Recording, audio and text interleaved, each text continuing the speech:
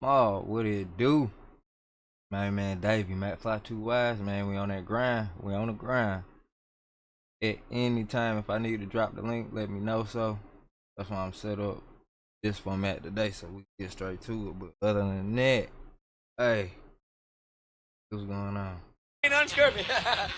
And say that nigga showed up musty.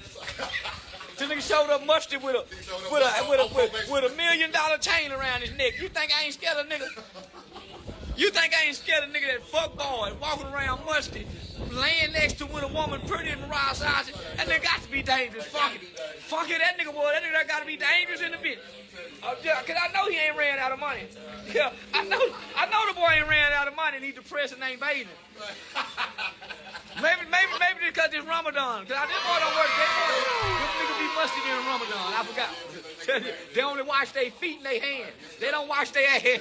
So no, they don't wash their ass. They only wash their hands and their feet. They don't wash up on their arms. Smell like Wild Out Road. Say, young thug on you, not no more. Say, listen, they done sent the pictures, so we got to see, listen, this how bad they is. I sent pictures to I described the nigga as having, he was built like Fred Flintstone, he had a big belly, his belly protruded over his waistline like a kangaroo pouch. Ain't that how I described it? Yep, don't he look like that on that picture? That's the nigga had clutched the gun. So come to find out, the nigga name is Rob Lowe. We got the license plate, the nigga name is Rob Lowe. Yo, how in the hell, how in the world Young Thug got caught up with this nigga Charleston White? I almost want to go back to jail. I wouldn't even address that man publicly. How did the hell he get back into it? Well, not even back into it, but how the fuck Thug let himself get into it with Charleston White? That's crazy. His Instagram is ROBLO_something. He have been identified. Say, I'm talking about this is good motherfucking police work here, boy. I'm telling you, the man with the gun have been identified. His name is Rob Lowe. Now, right now, we don't know if he's a convicted felon, but here, within the next few hours, we would know if he's a convicted felon and does not have the legal right nor authority to possess a handgun nor firearm. Oh, we got his ass. Say, listen, we got Rob Lowe ass. Hey, Rob, you better hope they find you before I do. Cyber say, listen, the cyber police and cyber security have already done the forensics on this page, and he have been identified as a shooter based on his testimony. Because on his page, he the nigga that protects everybody. He's identified as a protector. That's why he had the gun on him. I didn't know he was out there. Listen, it adds up to, listen, everything adds up to my witness testimony. He's short, fat, with a big belly like Fred Flintstone. His belly sticks out. That's the one I identified with the gun. When he was identified, he fits my description that I identified. Based on his words, he's the shooter for the Spider Gang. Boy, this shit is easy picking. These niggas is dumb. Now, listen, they got the keys to the jail and break it in. Young Thug got the keys to the jail. I thought that nigga smart. I didn't. When I heard him talking on the phone, whining the 21 Savage, and then lying to Mariah like he ain't fucking the Thug want to go back to jail just so he can talk shit to people. Or talk shit about people. He ain't talked shit about nobody since he been back to jail. That nigga want to go back just so he can talk shit about people. Fuck around with Charleston White, that gotta be the case. That prison guard that's fucking the other nigga that's been fucking the punks in prison and ain't nobody using no rubber. Cold blood. I already knew the boy wasn't smart. Dang. So let me tell you more about Rob Lowe. Rob Lowe, and I'm not gonna say allegedly because this has come from the streets. When I posted that picture, all kind of information started coming in on Rob Lowe and Spider Boy. Now, they say Spider Boy and Wham is booed up. That's how they describe it. They say Spider Boy and Wham is booed up. They have crossed state lines, which now make it federal. They are now identifying themselves and classifying themselves as a spider gang in Florida, Miami-Dade County, alongside 4 pockets full. So now they done crossed state lines with the gang talk. So now this making federal RICO now. Oh, this is federal RICO now.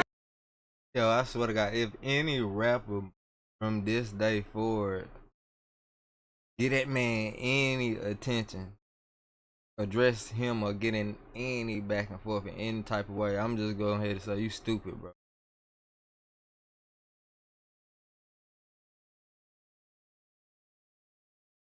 This man, I got no problem with the police activities whatsoever. He take pride in it.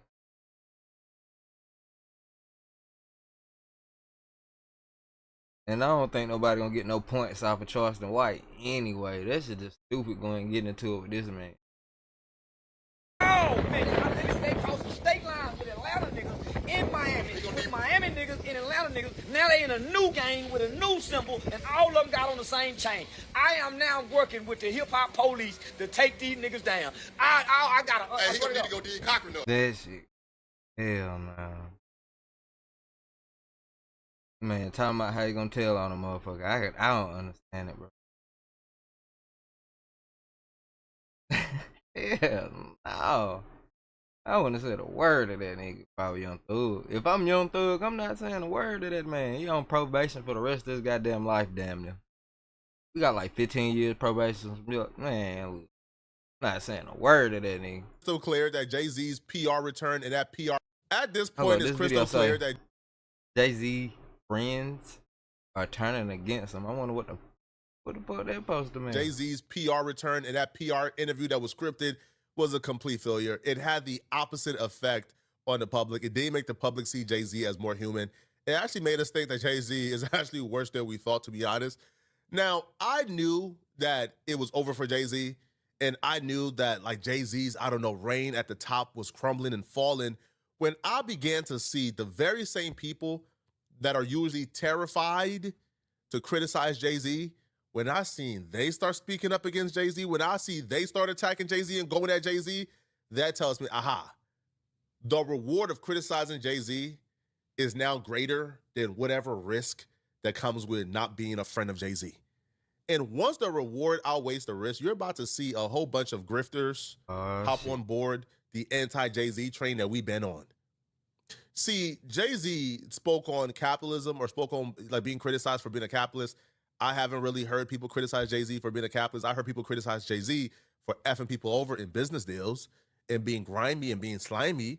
But Jay-Z spoke on capitalism. And from what he said in regards to capitalism, you had a lot of usual Jay-Z defenders turn on him and it turned against him. Yeah, so I wanted you to talk a little bit about this idea of like you said earlier, like the things that you do for the culture, the ways that you put on, the ways that you try to protect and move forward, but kind of the pushback that you get sometimes about like people throw capitalists at you in a derogatory sense.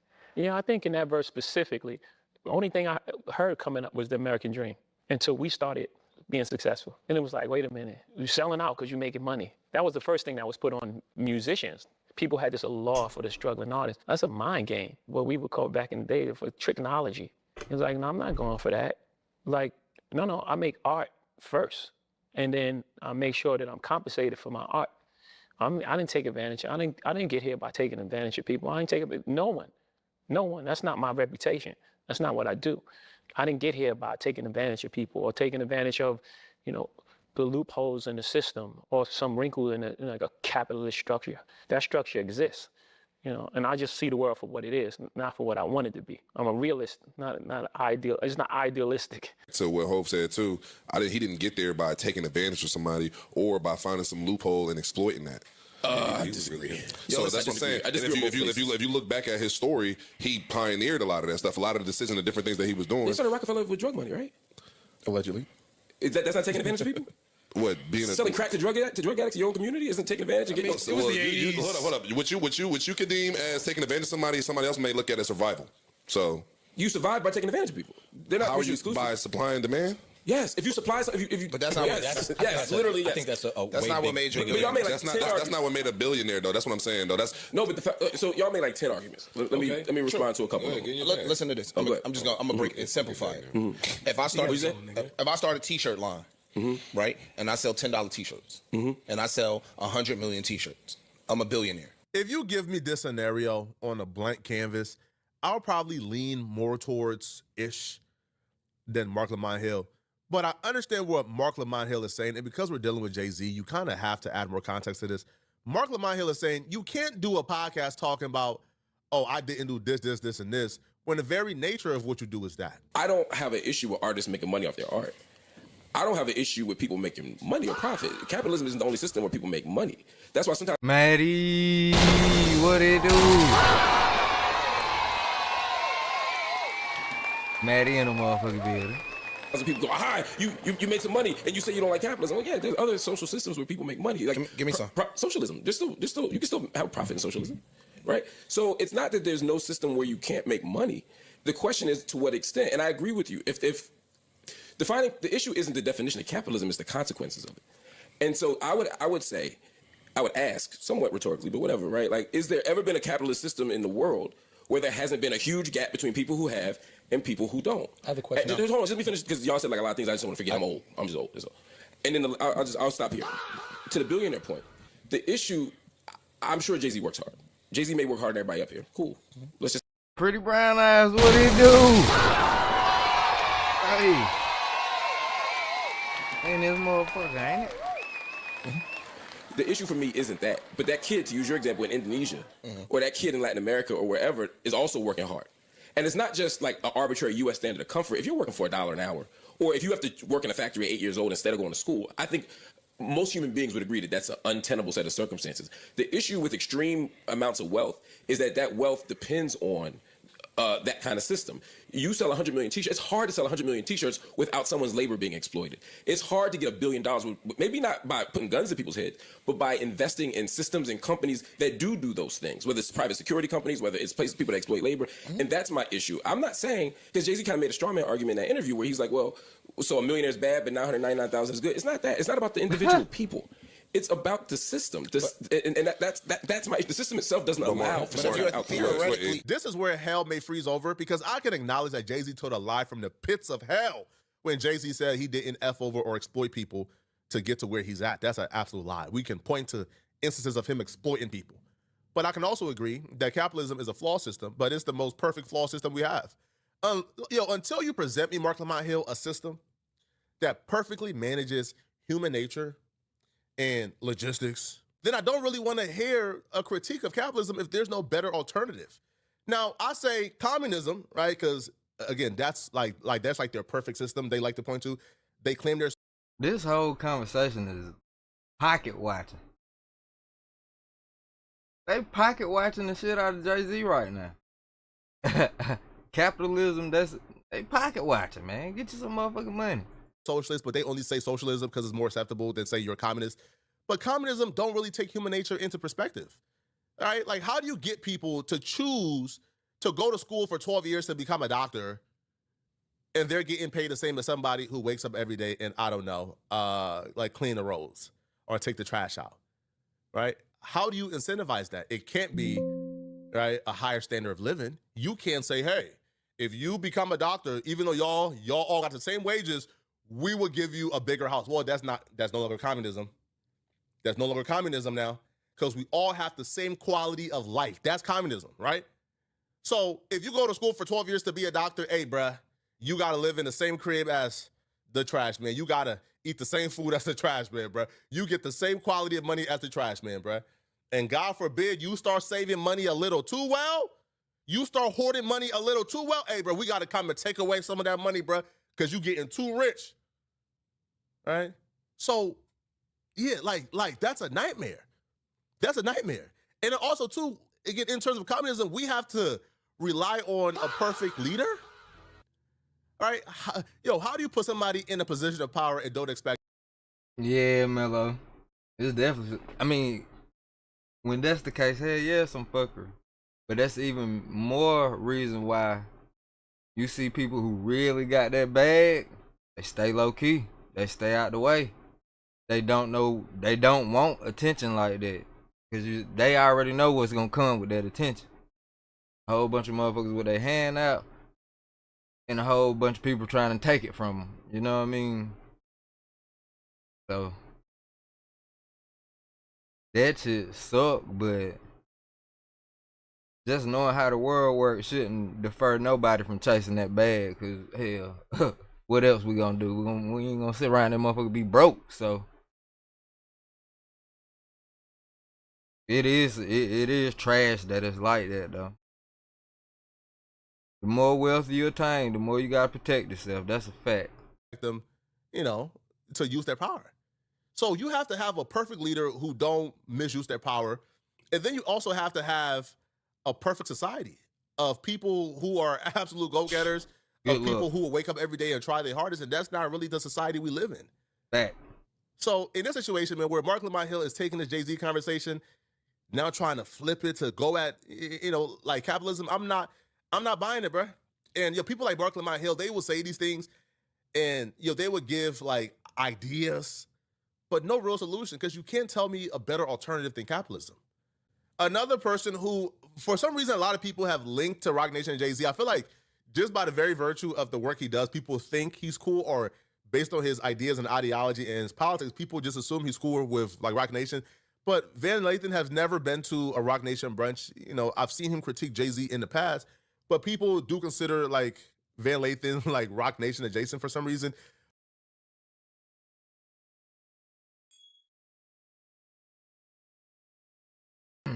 Yeah, I don't know who that dude is. I hear his name all the time. His name is super familiar. The name Van Lathan. I hear it all the time, but I don't know what the fuck he do or what he does.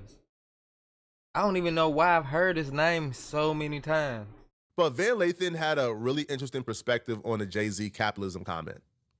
I think the break for me, and just the grand break, is that Jay-Z is saying we in that, but there is no we. What should be being said is I got money. I made it. I did this. Because the pushback on capitalism right now. Oh, okay.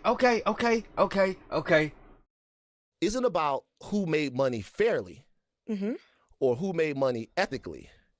Crazy thing is, when he started speaking, I'm like, damn, that voice sound familiar. As soon as you said TMZ, it clicked. Okay, it makes sense now. It's about whether or not the system is inherently fair or ethical.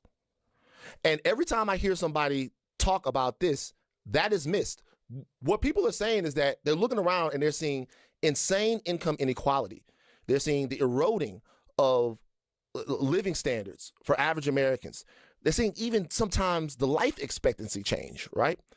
They're seeing fucked up food. They're seeing declining infrastructure. And they're not saying that Jay-Z isn't working. They're saying this isn't working. They're saying this thing that everyone was told to buy into, and that this would be the saving grace, not of the billionaire class, of the people who are doing fantastic, not of Trump and Hove and Robert Kraft and Michael Rubin. Yeah, it's working for them. What people are saying is it's not working for us. And when we have this conversation, it always gets personalized. It gets personalized by people who go, hey, now that we didn't make the money, now they're telling us that we're bad. We're saying the thing is bad. We're saying the thing is inefficient. We're saying the thing is grotesque. We're saying the thing creates winners and losers. It manufactures that. We're saying the thing that we were told was the saving grace of our American existence it's an illusion. And we're trying to have that conversation even with the people who have been able to make the thing work for them. We're trying to say, you're rich. I might be rich. You might be rich. But we're trying to say everywhere else, there's a tremendous amount of immiseration. There's a tremendous amount of systemic failure. And that systemic failure isn't getting better the more money he makes. That systemic failure isn't getting better the more money the people at the top make. That's not what's happening. And in a sense, I get it, but what happened to what you eat don't make me shit.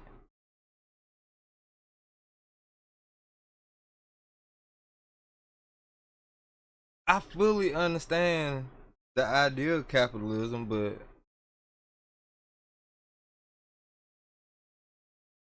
for me to sit here and say Jay-Z getting millions and billions and billions of dollars is taking money out my pocket,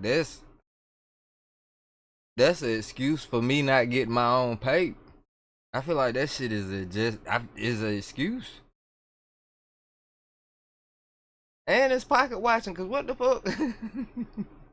I'm no relation to this man to know what the next man making, what they got in their bank account. it's never gonna affect you directly. If you ain't going to get your own money, like, you gonna be broke regardless. That's the only thing I don't understand about this whole shit.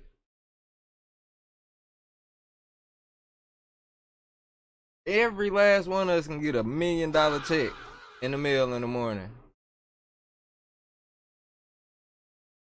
And it'll be dope as hell. That would be amazing.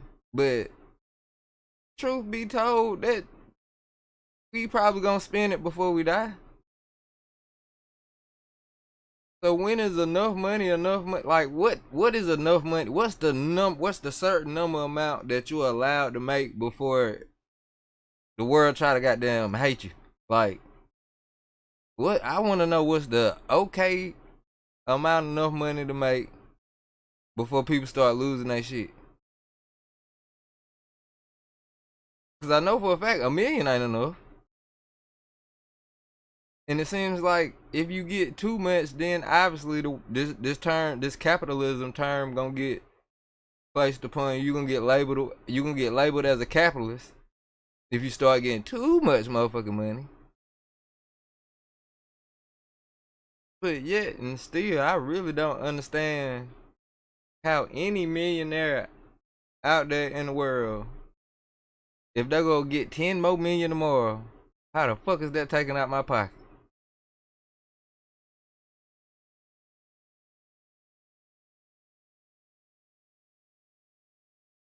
Now, maybe if I depended on some type of government assistance, or if I was dependent on, if I was dependent on government assistance, then shit, probably it probably affect those people.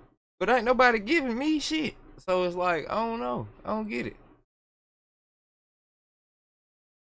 The number always change.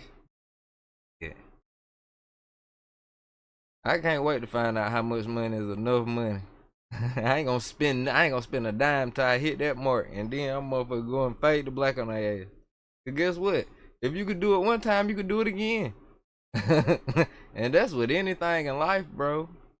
That's literally with anything in life. That's how I see shit.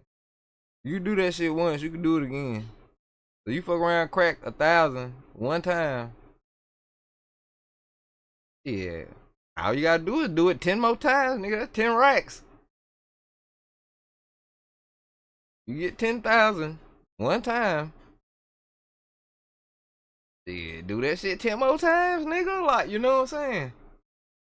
If you can do the shit once, you can do it again. So people with financial problems are blaming their financial problems on the next person. I would just ask them, what are you doing? Like, what do you do on a day-to-day basis? How hard are you working? And what do you do outside of your job to make more money? Or are you investing your money? You know what I'm saying? I would want to know questions like that, like, cause this capitalism shit weird. The reason why I connected to what he was saying is because, man, this religion of capitalism, where I come from. Damn, that's a religion. See, I'm telling you, bro, this shit, a lot of this shit be going over my head. I don't get it. Yo, it's all niggas have. Like, it's legitimately. The idea of capitalism. The idea that you can get rich and change your life for yourself, your entire family, all your generations behind, they get picked. It's so, I wish I had the words. I wish I was better at this. It's like 4340. Whoa. What's that? I just built a budgeting app in Base 44. Guys. Come with us. 7 feet tall. Come with us. Good rapper. Come with us. And every time they come along with us, they bring along a little forest of people. Their cousin get to go to culinary school. Somebody get to do the video. And then when one of them falls, that entire forest burns the fuck down. But if not for that, my nigga, you gonna eat oodles and noodles for your whole life until you go to Angola, and then you. So when we're trying to have a conversation about what we're doing, we're not having a conversation about whether or not somebody should make a lot of money. That's not what we're talking about. What we're talking about is whether or not there should be extreme wealth inequality. But you can allow the ability to create wealth. without the ability to hoard the wealth. So why am I creating the wealth? Why am I starting this business if there's a limit and a cap on how much money I can make with this business? Bingo. Why am I going out of my way working 100 hours a week to get my business off the ground if you're telling me that somebody who works 30 hours a week to get their business off the ground and get their business to a particular height, if I work 100 hours a week, you will still have a cap on how large my business can get? So if I work, let's say 100 hours a week because I want to scale my business to $100 million, somebody who's not as ambitious, they only work 30, 20 hours a week to scale their business to $5 million. Like, you're telling me that I get penalized and I get punished, that if I reach that $100 million, you're telling me that's too much wealth, man. Hey, man, the wealth gap is too great here. You got to get penalized. We need 75% of that, and you can only go back down to 5 million. To me, that's not right. That's what this capitalism term sound like. That's what it sound like. It sound like people who are either naturally gifted, got God-given talents, or work their motherfucking ass off to attain their wealth is penalized for it. Now, shit, everybody don't do it morally, but shit, hey, man, look, check this out. I ain't got to pay nobody bills or feed nobody children, so however you get to it, that's none of my business. I ain't, you know what I'm saying? No women, no kids, my nigga. Do what you do, but watch my motherfucking shoes. That's how I'm on it. I really ain't even in it. I ain't on it like that to care what the next person doing. I'm too busy trying to make sure the systems and the methods that I built for myself, like my nigga Waterman said, make sure this shit's still working. And on top of that, find something else that I can do that I love, that I'm good at, that I can do every day and not get tired of it, and shit, turn that into some money too. So if I'm dead laser focused on that, man, who got time to worry about how much motherfucking money Jay-Z got? Don't know, don't care. Is this nigga coming to shop with me or not? You know what I'm saying? Shit. Don't know, don't care. Yeah, that's what anybody for that matter. Right, and that's not okay, and there needs to be a better system. I believe maybe a better solution would probably be starting off people, because I do believe, man, that there's probably not that much of a difference between a kid who grew up in the suburbs, went to a public school, had two parents in their life, like never went to bed hungry. I don't feel like there's that much of a difference in terms of how they came out compared to the kid who grew up with millionaire parents. I feel like there is a threshold to where we can figure out, yo, this is the minimum standard to where there's really no difference between the quality of life. For example, if a kid starts off in the projects, like his potential quality of life and what he amounts to be, there's a huge gap between what he turns out to be and what that millionaire kid turns out to be. Opposed to the kid who grew up in the suburbs, parents made about $70,000 each, $140K in the household. There's not that much of a difference between what that millionaire kid achieved and what that kid achieved on average. So we do need to figure out what exactly is that floor and start off every kid on that floor. So rather that's, I don't know, housing, rather that's like free, like free school lunch, whatever like the floor is. Man, we can't pick how we come into this world. It'll be absolutely beautiful if it was some kind of structure or system in place to where every child is born have enough money to take them all the way through school and college. Boom, they straight on that. And all they will have to worry about is figuring out what direction in life they want to go. Unfortunately, that is not the motherfucking case. And something I've come to find out too, like how you start, that only determines the maturity of a person. I learned that people who have rough starts, humble beginnings, mature faster. They have no choice but to mature faster because of their circumstances and living conditions. You have to grow up fast. Now, people who come up in two-parent households, let's say middle class and up, you know what I mean? Life really don't get real for them until they get out on their own. And like that 30s, mid 30s, that's the equalizer for everybody, because no matter where you started, you've had enough time to learn, hurt, feel, love, go through life a little bit to understand. I mean, if you started from the bottom, you should know you don't want to be there forever. So you should have evolved to a place where you're not there anymore. If you got that head start, might be a little bit of further ahead, but what I learned, people with the head start, once they lose that structure and that discipline, sometimes if they're not the type of individual that's a go-getter and, oh no, I'm not gonna live off my family name, I'm gonna go get my own, they not that type of individual. A lot of people crash, especially when they lose the person that built everything for them. They can't do nothing on their own because everything has been done for them. Around about 30, people start losing parents, grandparents, whatever the case may be. And that's what you see, what you're dealing with. No matter where they start at. You know what I mean? Cream always rise to the top, bro. And life all about natural selection. That's what I learned from growing. Because you can take a good plant, you can take good genetics and put it in the best condition, and it's gonna thrive.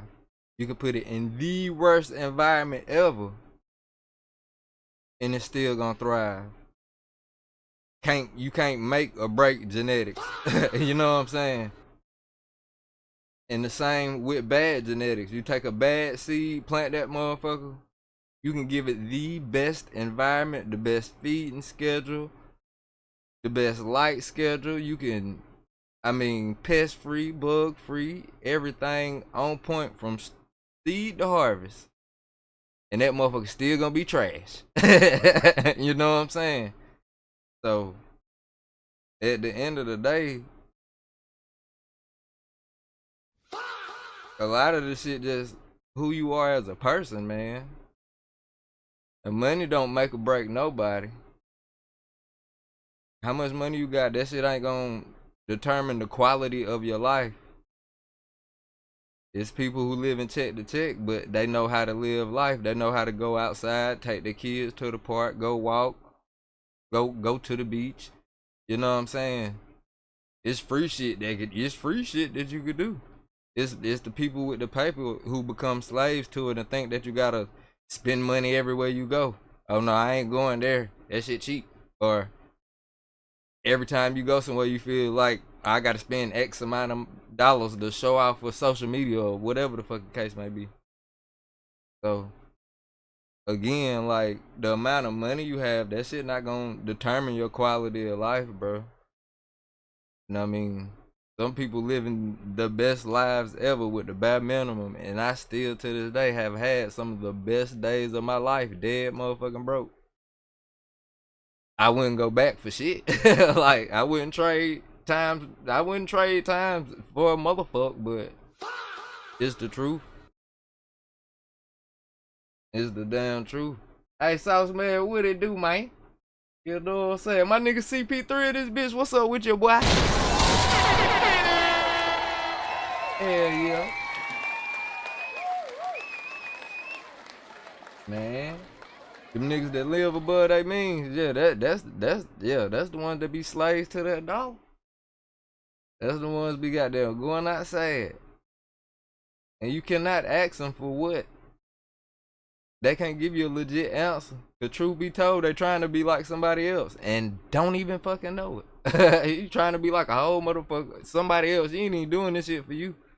You trying to keep up with who? The Joneses ain't think about your ass. You know what I'm saying? I really be wanting to know who you trying to keep up with, man. But hell yeah. I don't know, that's how I feel about capitalism, man. That shit Again, something like Flacco said, seem like they punishing people from goddamn for getting paper. And that shit weak. But I had missed this whole shit 4 days ago. And I'm glad KB clipped this joint out. Jason Whitlock, I be reacting to his videos a lot. And I didn't know Jason Whitlock had pulled up on KB. They talking about motherfucking Stephen A. Smith. I missed this whole little spiel, but I damn sure wanted to watch it on stream. The Brown Boys, the Brown Boys, we the Brown Boys, the Brown Boys, we the Brown Boys. Kwame, again, this one I like. This guy's got no street smarts, and this is why I can't believe how Negroes cape up for this dude. He's a buster. He sitting on the show. Everybody in my neighborhood knew I was not to be touched. This dope dealer had my back, and Stephen A. Smith was not to be touched. Kwame, I'm not the most hood guy. That's what he turned into Brick. I'm not the most hood guy, but my father was. My father's business was in the hood. I've been around a lot of hood guys. That's just not how things operate. Somebody that got held back in 4th grade because they thought he was retarded. There's not some dope dealer sitting out there saying Stephen A. Smith is not to be touched. He's going to. Hey, bro, that's why I be watching Jason Whitlock, bro. I ain't know that man got held back in the 3rd. How the fuck you get held back in the 3rd grade, bro? That's crazy for one, but now it makes sense why Stephen A. Smith got Anton Daniels all over his platform. I done seen Stephen A. Smith drop like 2 or 3 videos with Anton Daniels. I couldn't get it at first, and of course they not talking about KB, but I see it's a whole bunch of linking up with the ops going on. To be important one day.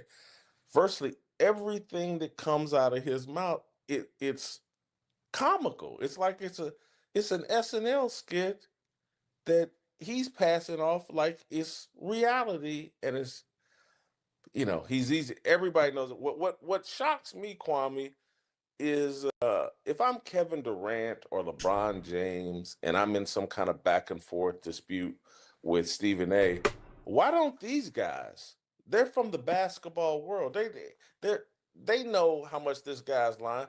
Why won't they call him out for this stuff? Because it's all a chain. Because of the people who make money off of Stephen A. They gave him what, $200 million? Do you know how much money they make off of Stephen A? If they can pay him $200 million, how much do you think he's generating? I'm gonna push back. He's not generating that. I think what it's an indication of is how important the agenda that he's promoting. What are they willing to pay to have a puppet to promote that agenda? So you think Stephen A. was created for an agenda? What's the agenda? Controlling Negroes, Negro wrangler, overseer. Overseers, if you went back to the 17 and 1800s, they were well paid. And they're really well paid now because controlling Negroes is that important.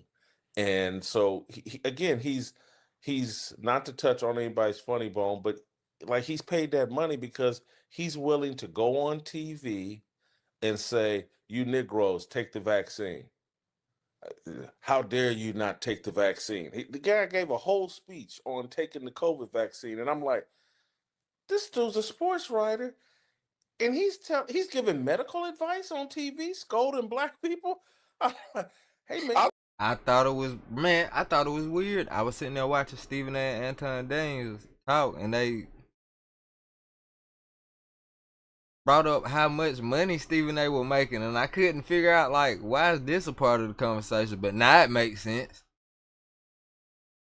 I thought I was the only one that see it. I know guys like you see it, but what's stopping the masses from seeing that they're putting people in place that you like, and they're getting these influencers and these people to influence you to do things without thought? Insecurity. And this is the real touchy part, which will, Negroes like to be controlled. we don't want the responsibility. I'm sorry, people. We don't want the responsibility of having to take care of ourselves, and so we prefer to be controlled. I will only argue that by saying what Negroes are you talking about? Cause you can't be speaking for everybody. Nah, ain't no way you speaking for everybody. That's why KB bust out laughing. He knew that nigga was tripping with that one. He knew that nigga was tripping with that one. And so they'll send a Stephen A out there, and we'll all sit and watch. Like Kwame Brown tweeted out a movie poster about black people being the real Jews. Not my type of movie. But if Kyrie, if that's what he's into, who cares? This is America. This Negro can think whatever he wants to think. Stephen A went on TV. Kwame Brown, I can't believe, I mean, not Kwame, Kyrie Irving, I can't believe you're doing this. You're stirring up all kinds of trouble. You know, Master don't like it when you talk like that. And vilified Kyrie Irving. It control of Negroes. You're not allowed to think this. You're not allowed to support this. You're not allowed to be free. You have to think what we tell you to think, and we'll put Stephen A in a big shiny suit and overpay him and let you say, man, if I just do what I'm told like Stephen A. Smith, I can get suits like Stephen A. Smith. I can get a job talking on TV about things I know nothing about. Knows nothing about basketball, knows nothing about football, baseball, any of it. Oh, when he went to UFC, that was like the ultimate low blow. I was gonna stop watching. They checked him quick though. That's how it's supposed to be. They're like, what? When he started talking about fighting, I'm like, oh man, that's like the one thing you can't do. Yeah. Let me ask you this. Yep. The hypocrisy is right in people's face. Like Stephen A. Smith was able to go on to Carmelo Anthony's show, say whatever about LeBron, but he wants to be able to nobody to go on anybody else's show talking about him. Why is that? So Carmelo is friends with LeBron, and he allowed LeBron's biggest critic at ESPN to come on his show and talk salty about LeBron James. Yeah. And what Stephen A, when you're, and I'm just keeping it real, when you have, because I really don't believe in book sense. I really don't. I'm a mid to low level IQ person. I believe in common sense. I believe in street sense. I believe in biblical sense, in a biblical worldview. Those things actually are the source of wisdom. See, hold on, man. That's why I fuck with old Jason, but that boy knows something.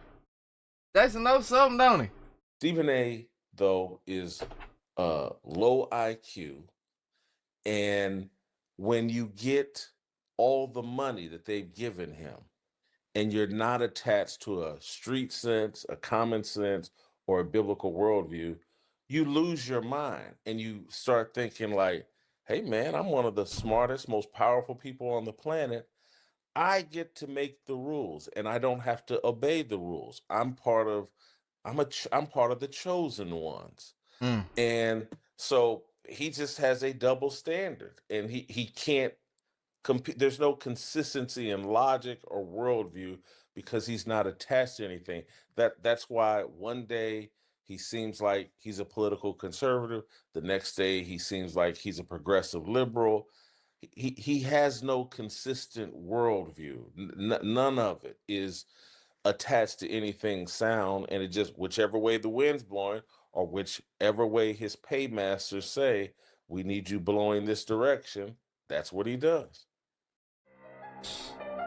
Damn, Steve.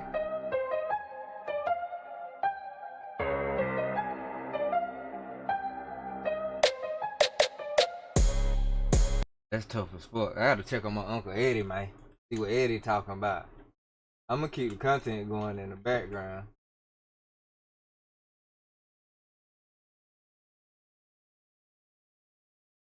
And I'm gonna motherfucking punch some people in the face. On the screen, so that way I can motherfucking we can react to whatever we want to. Cause I still got original content on the screen. type shit. Like I can finesse YouTube with the reactions like this. Hold up. We need you blowing this direction. What?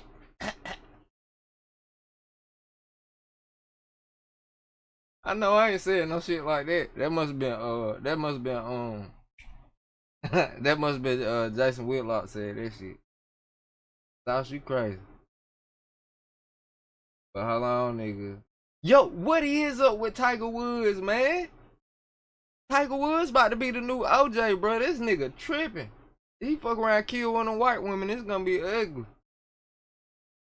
What the fuck Tiger got going on?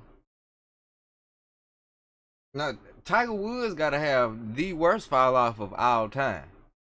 The baby gotta have the fastest come up and fall off ever. But I think Tiger Woods might be having the worst fall off of all motherfucking time. I don't know what this nigga got going on. Let me see what I'm Hand talking off your about. taxes to an expert in your neighborhood. Now, your TurboTax expert can file. Get another diaper. We'll be right back after this commercial. Break! Man, it's like this shit from the top. Come on,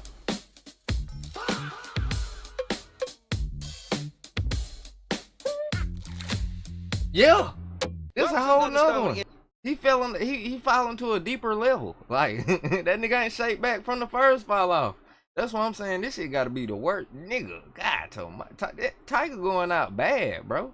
And then where we give it to you straight, no chaser. The Diaper Man, aka Donald Trump. He was interviewed. He said, you know, other presidents wouldn't take questions. All the questions were screened, but not him. He'll take any question. He can talk about sex. Check it out. Unlike other politicians, they would like the questions screened. I don't ask for screening of the questions. You can ask me anything you want. You can talk sex. You can whatever the hell you want. Hold up, Donald. I'm here for Relax, you. OG. Whatever question you want. What the you gonna talk about sex? Your dick ain't worked in centuries. Everybody know it. McDonald's make you impotent, but your ass is loose in a motherfucker. Get another diaper. We'll be right back after this commercial. Break!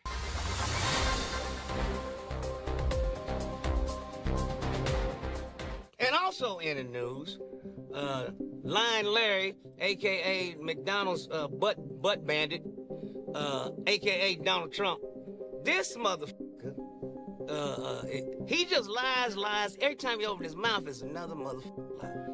So he says the war is going great. We won in less than 5 seconds and all that. And everybody knows if you anywhere on the internet, we getting fucked up. We done lost at least 2 to 3 ships. Yeah. He said the negotiations are going good. Check it out what the Iranian motherfucking leader says. امروز در جهان 2 جبهه وجود دارد. حق و باطل و هر حق طلب آزاده‌ای تحت تأثیر امواج رسانه‌ای شما اغوا نمی‌شود. سطح خود درگیری هایتان به مرحله مذاکره خودتان با خودتان رسیده؟ نه خبری از سرمایه گذاری هایتان در منطقه خواهد بود و نه قیمت سابق انرژی و نفت را خواهید دید تا وقتی که بفهمید ثبات در منطقه توسط دست قدرتمند نیروهای مسلح ما تضمین می شود. ثبات از طریق قدرت. Yeah, he said they must be negotiating with themselves because we ain't called them motherfuckers and we ain't trying to talk to them. And then he said, well, we looking for a ceasefire. Iran basically said, I'm paraphrasing here, but fuck your ceasefire. We'll be done with your ass when we done with your ass. And things ain't going back the way they were. They gonna charge every motherfucking ship that come through there. As well they should. Ain't you charging for the motherfucking Panama Canal? Every other motherfucking tight passageway got a charge. Hell, you charge me to go from New York to New Jersey on a toll booth. Yeah, some of y'all medicine motherfuckers.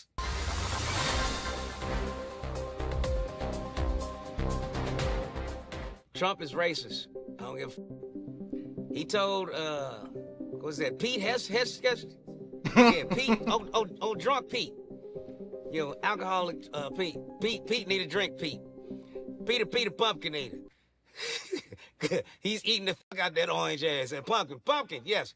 Anyway, Peter the Pumpkin eater Donald Trump told him to demote 2 black female cops because he didn't want to stand close to no black people doing some shit that they had planned. We have some major news right now. The New York Times is reporting that Pete Hegseth, the Secretary of Defense, removed 2 black and 2 female officers from a military promotion list, in part because Donald Trump would not want to stand next to a black female officer during military ceremonies. Hegseth's then Chief of Staff, Ricky Buria, chastised the Secretary of Army for selecting a black female combat engineer to serve as the head of the military district of Washington.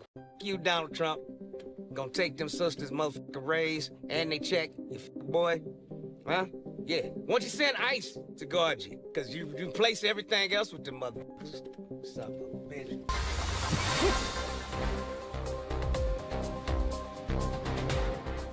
So the butt licking of one President Trump continues. Everybody around him is a sociopath, psychopath, all paths. Yeah, every paths lead to that orange ass. The Treasury Department, they so far up this motherfucker's ass. They talking about Donald Trump's name's gonna appear on every piece of American money from here on out. Yeah, your dollar bill, Trump gonna be on it. $2, if they still making them. 10, 5, 20, 100, everything gonna have this motherfucker's name on it. Hopefully not that face. Brother, But his name's definitely gonna be on the motherfucker. So let the ass kissing continue. And the motherfucker done push back to Harriet Tubman. Yeah. What's Harriet Tubman, a $20 bill?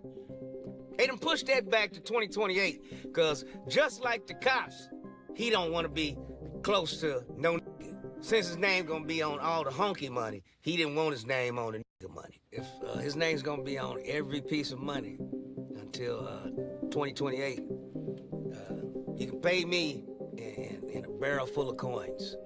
Yeah, just give me some quarters, nickels, and dimes. Preferably dated before 2026. Yes, get ready.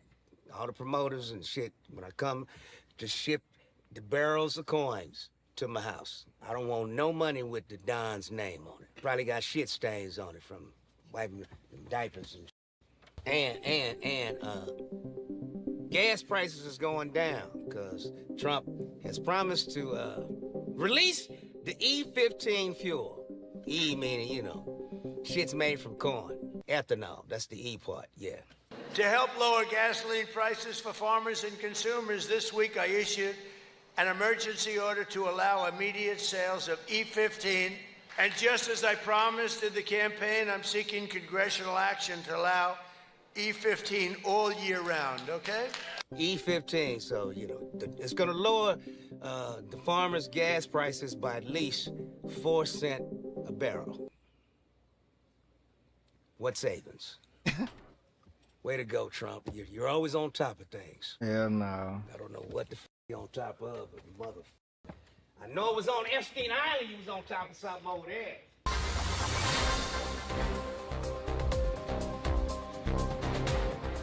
Don't forget to like, comment, and subscribe, and check me out on Rady Plus.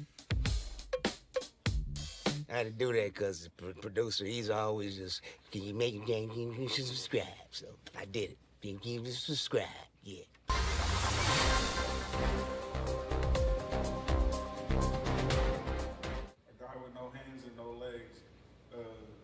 Arrested for murder. How'd he kill him? He shot him. With his mouth?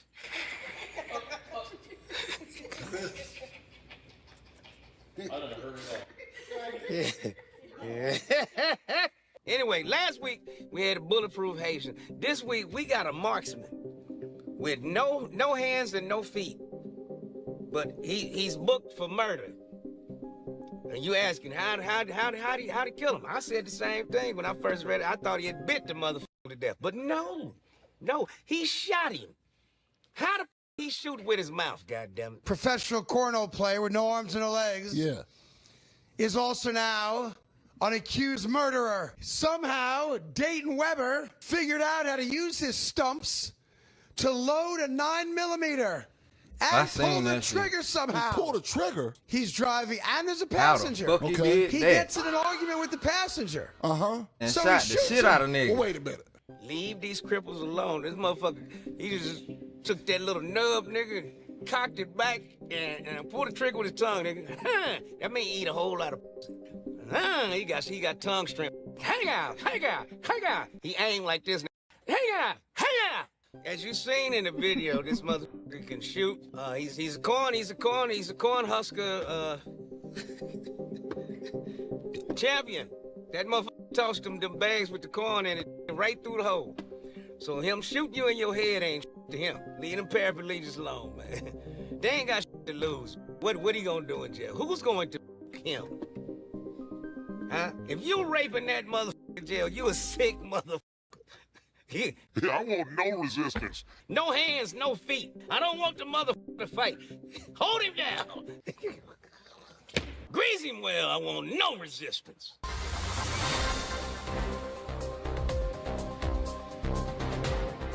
J.D. Vance is one hell of a vice president. I don't know what he does, but what he's good at is coming up with new distractions to keep everybody's mind off of the Epstein files. We're working on it. It's funny. When I came in, I was obsessed with the UFO files, and then you start getting really busy worrying about the economy and national security and things like that. But I've still got 3 more years as vice president. I will get to the bottom of the UFO files. Okay. Have you peeked? Have you done a peek? This is the Epstein war, by the way. Because Israel was playing the background to the whole Epstein Mossad and all that shit, getting blackmailed on all the powerful people around the globe. That's how they got their foothold in everything with its tentacles. You understand me? Did you know that Benjamin Milikowski, yeah, that's his birth name, graduated high school in Philadelphia in the continental United States. This motherfucker ain't even from over there.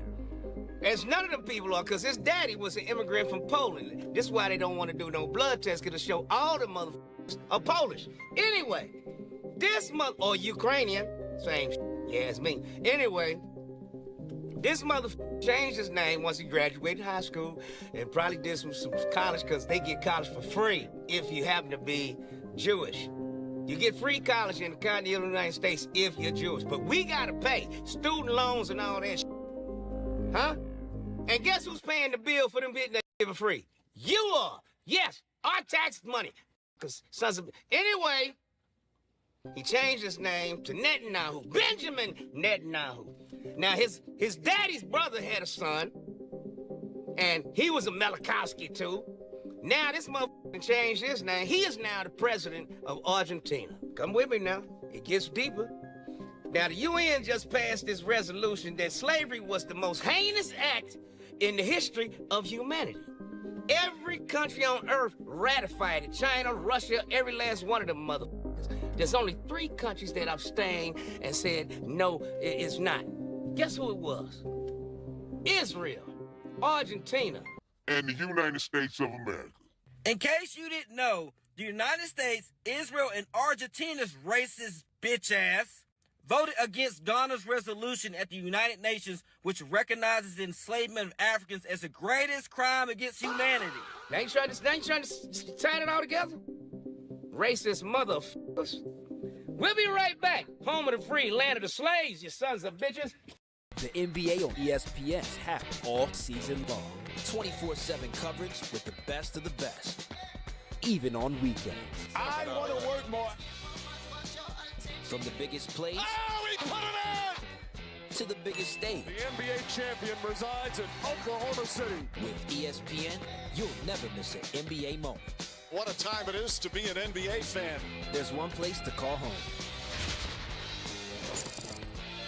Get that bitch.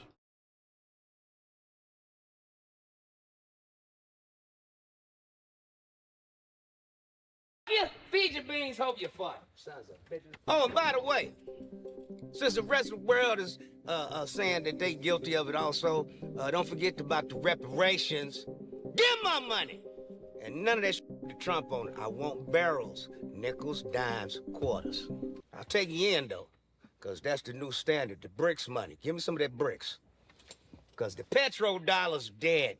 Anyway, we'll be right back now. We're gonna stay. Fuck it. First time you heard that, huh? Yeah, we gonna stay right here, goddammit. Getting good, boy. Tiger Woods was in another That's what I was waiting on. The Jupiter Island Police Department responded out there and found a pickup truck pulling a pressure cleaner trailer and a Land Rover which was rolled over on the driver's door. It did appear that the driver of the Land Rover might be impaired. Yeah, he's fine. But that Land Rover, that black Land Rover, I done had problems with mine. I don't drive that motherfucker no more. I handed that shit to my wife. Look, if you a nigga and you got a black Land Rover, don't drive it. Them causes bad luck for niggas. Now, he done rolled the motherfucker 3-4 times, and you can check, he's just fine. The car's just fine, too. He's just standing up against a tree on the phone in some shorts. And the passenger everybody came out okay. Now, they still charged this brother with a DUI. A DUI, but he blew 000. That mean the man had no alcohol in the system.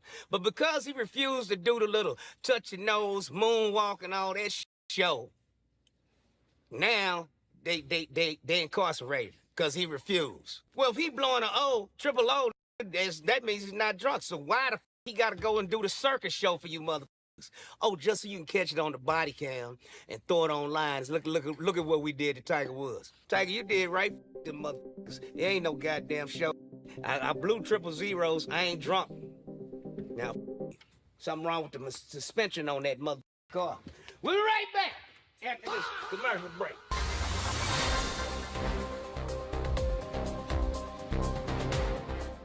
Netflix has just jumped into the sporting ring, and they're out to kill the UFC. I don't know what Dana White did to Netflix, but Netflix is after this mother. Netflix took Nate Diaz, Ronda Rousey's, and a couple of the MOB guards and paid them $19 million for their next fight. What did you hear they offered Diaz? The UFC? No. Oh, Netflix. Netflix? I heard 10 mil. I heard it was more. I heard it was more. That's a lot of money. They're paying boys real money. This is extremely good for the fighters. This means that there's another player involved. There's big negotiations. And so when the UFC wants to negotiate big fights, they have to come to the table with some big money. When they work for Dana White, nigga, they be lucky to get a bag of lunch and $100. Yeah, Dana, you're gonna have to start paying. Competition.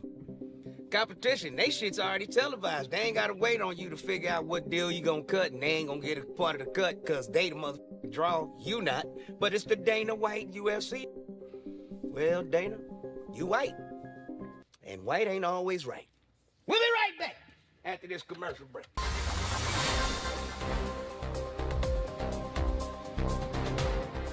Thailand, home of the chicks with dicks.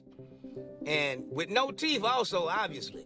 Check it out. Come on, one, Chanako, please, Brad, Patum Thani.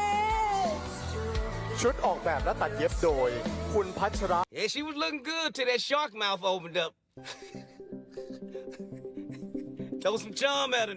She gonna bite like a motherfucker. I wouldn't get no head from it. Your shit gonna be like shredded wheat. Yeah, you gonna stick your teeth in there if you want to, boy. It's a meat grinder. you better have some pig skins to keep your dick together, turn it into a sausage. Because that motherfucker's a meat grinder like mother.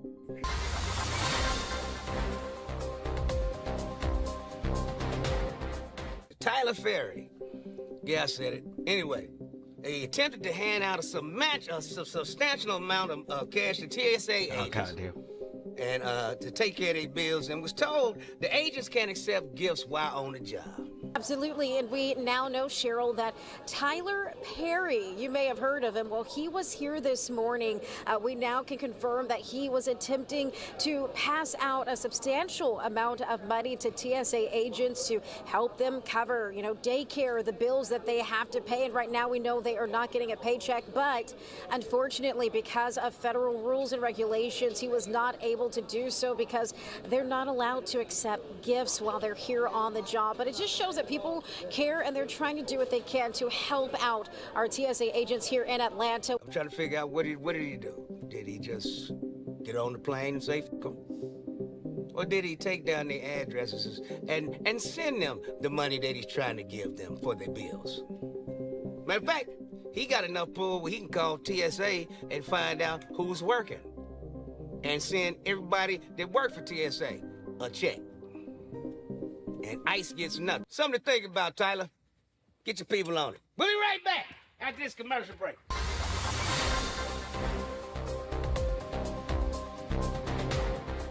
Jennifer Lopez is trending right now for her incredible body at age, what, 56? Why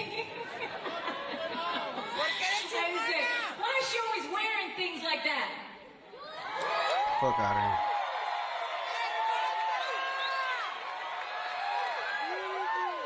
I still don't know what they're talking about. Hell yeah, well, you know, adrenochrome and black don't crack. We'll be right back after this commercial break.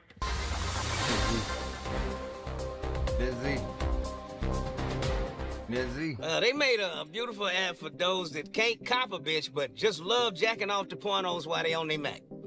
It's called Slapper Mac. Yeah, while you whacking, you can smack the Mac and make the bitch that you're looking at moan. Ooh, don't believe me? Check it out. Okay, so this is my new favorite app. It's called Slap Mac, and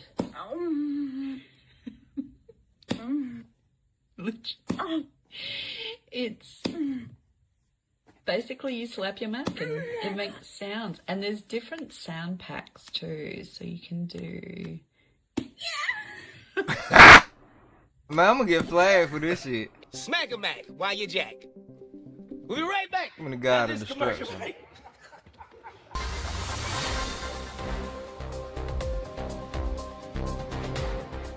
There's a brand new movie in the works. I think we just seen the trailer. It's called The Robot, the Hoe, and the Tranny. Thank you, First Lady Melania Trump, for inviting me to the White House. It is an honor. Man, I don't know what got going on, bro. I'm Figure 3, a humanoid built in the United States of America. The robot would be the robot, the hoe would be Melania Trump, and the tranny would be the French mother tranny-ass wife of the French president. Yeah, we know you're a dude. We know you're a dude. You see that? You see, Melania, she was blocking the ass, but that robot had an ass. When she finally sat her ass down and let me see that robot ass, I might get shocked, nigga. I might get shocked, nigga. We'll be right back after this commercial.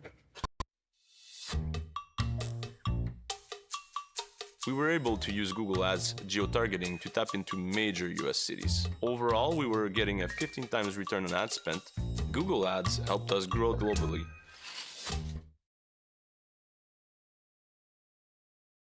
Fuck out of here.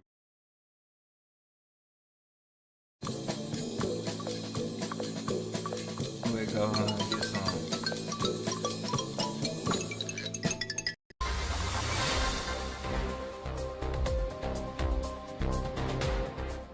This is a news flash update. TMZ finally did something all right, rather than just talk about celebrities all day and do the work for the FBI and the CIA. Anyway, they finally did something good. They said if you see any senator, any congressman on the beach chilling, on vacation, just send them the pictures so they can put them on blast. I want to talk to everybody in our audience right now that if anybody goes to Disney World with their family for spring break, or goes to a beach somewhere or anywhere on vacation, and you see one of the 535 members of Congress, take a picture and send it to us at TMZ. We will post that picture on our website, on our social media, and we will put it on our television show. And less than 24 hours later, they passed the bill to pay the TSA DHS workers. So, and they got the full back pay. So the airlines, they should be running smoothly from here on out. Thank you, TMZ, sons of bitches. Back to business as usual, talking shit about who don't mean in the real scheme of things. We'll be right back after this commercial break.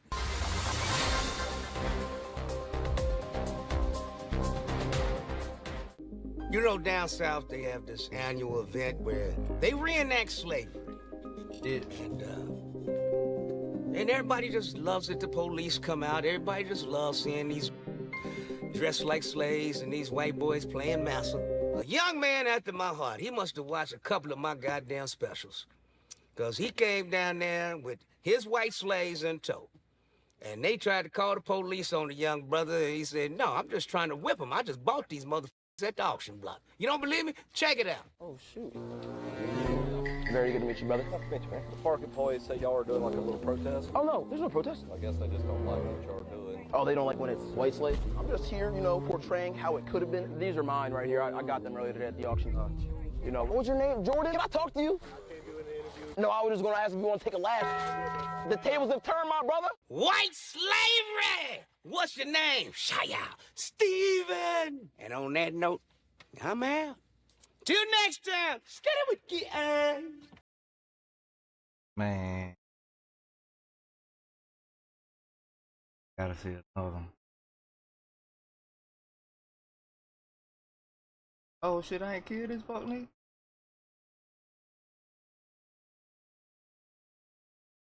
Not killed?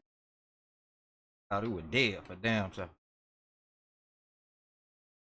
How you fighting? Goddamn. So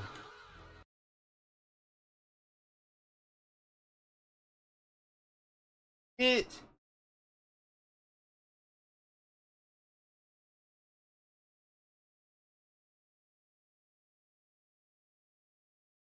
R.I.P.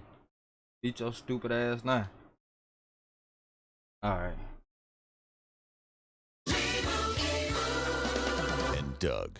Thanks for coming in to talk about Doug Jr. Of course. Welcome to another stall on the internet where we give it to you straight, no chaser. Let's get into it. Afro Man won his court case, singing about everybody that was in that motherfucking courtroom. Check it out.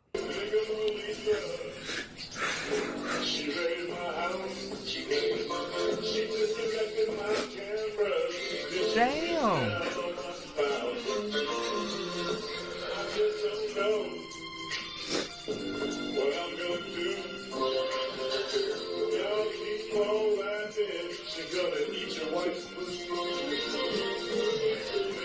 I don't know what the f she was crying for.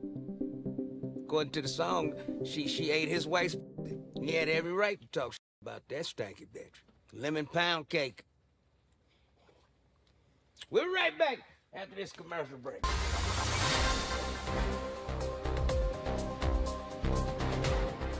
We thought we seen Epstein riding around in Miami, but no, this motherfucker's name is Palm Beach Pete. And he's sick and tired of motherfuckers confusing him with the Epsteiner. Check him out. Hey everybody, this is Palm Beach Pete, and my video went viral because some dude randomly filmed me while I was driving on I-95, unbeknownst to me, and the next thing I know, I'm a viral sensation.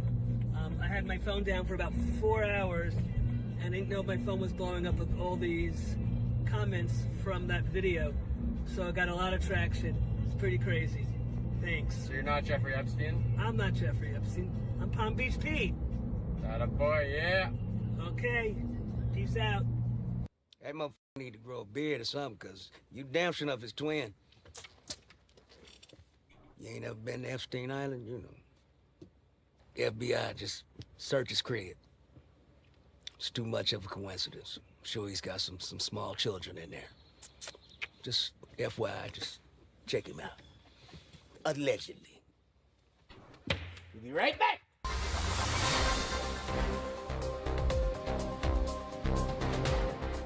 The test run has been done. ICE has already arrested an American citizen at the airport. Whose f***ing idea was this to stick ICE at a goddamn airport? Just because you ain't paying TSA? TSA ain't supposed to work for free. But this has all been set up and staged for the test run of what they gonna do every day when we vote in November. They gonna be snatching motherfuckers. That's all it is. That motherfucker ain't trying to get out that office because he know as soon as he out of there, he going to fucking jail. So, yeah, this is a test run, but check it out. They accosted this woman because they didn't like the ID that she had. I thought we had computers from that. You stick it in, the computer says it's a real fucking ID, and then that's what?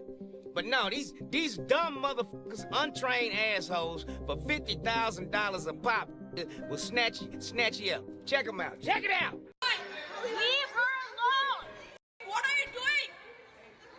Leave her alone! What the hell are you doing? I hope you're so f***ing proud of yourselves, you f***ing assholes. You're on video now, too. Yeah. Shame on you. You f***ing un-American pieces of shit. You.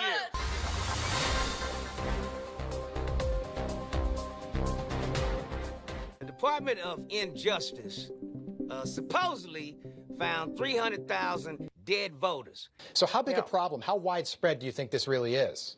The review so far this last year of approximately between 50 and 60 million voter records, which states have voluntarily uploaded or we've gotten from them, has shown hundreds of thousands, over 300,000 dead people on the voter rolls, and that's just a slice of the voter rolls. I don't believe it. This is just to help that motherfucking psychopath that's in the White House keep his story going that he was robbed for the last election. He was robbed for the last election. We done found 300,000 dead voters. I'm quite sure they were all Democrats, weren't they? Human turd, a.k.a. Donald Trump. Is that the 300,000 you was calling Atlanta for?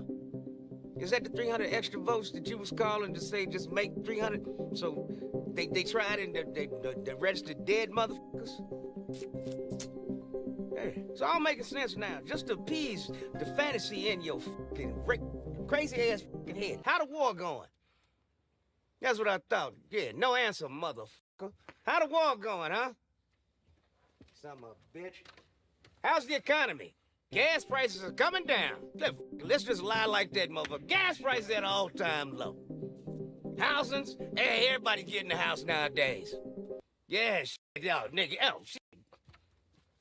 Wow. Replace the pilots with ice so we can fly everybody into the grave, motherfucker. Son of a bitch. Oh, no. Here you go. Rather than send our sons over there to get them boots on the ground, send ice. Yeah, replace the soldiers with ice, since they like some action. And that's it. That's the lion sack of shit. Everywhere he goes, crime is way down. Everywhere you go, you are a criminal. The crime rate goes up. The fact that you landed there, motherfucker. Huh?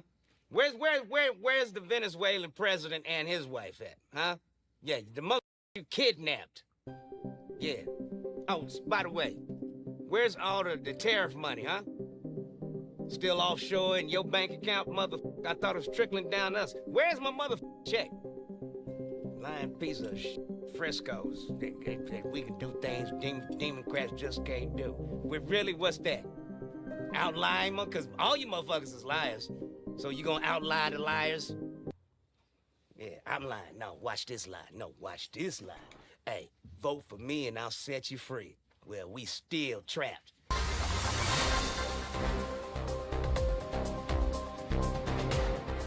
Welcome back to Internet, where we give it to you straight, no chaser.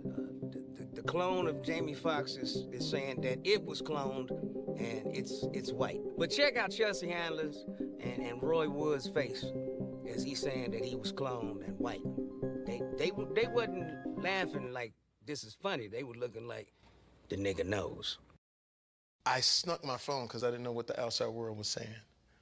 And so I snuck my phone to see what people were saying. I've just been in this hospital, and I couldn't get my mind around it. I had a stroke. I'm in fucking perfect shape. The clone shit threw me. Yes. When they said I was a clone, that made me flip in the hospital. That's it.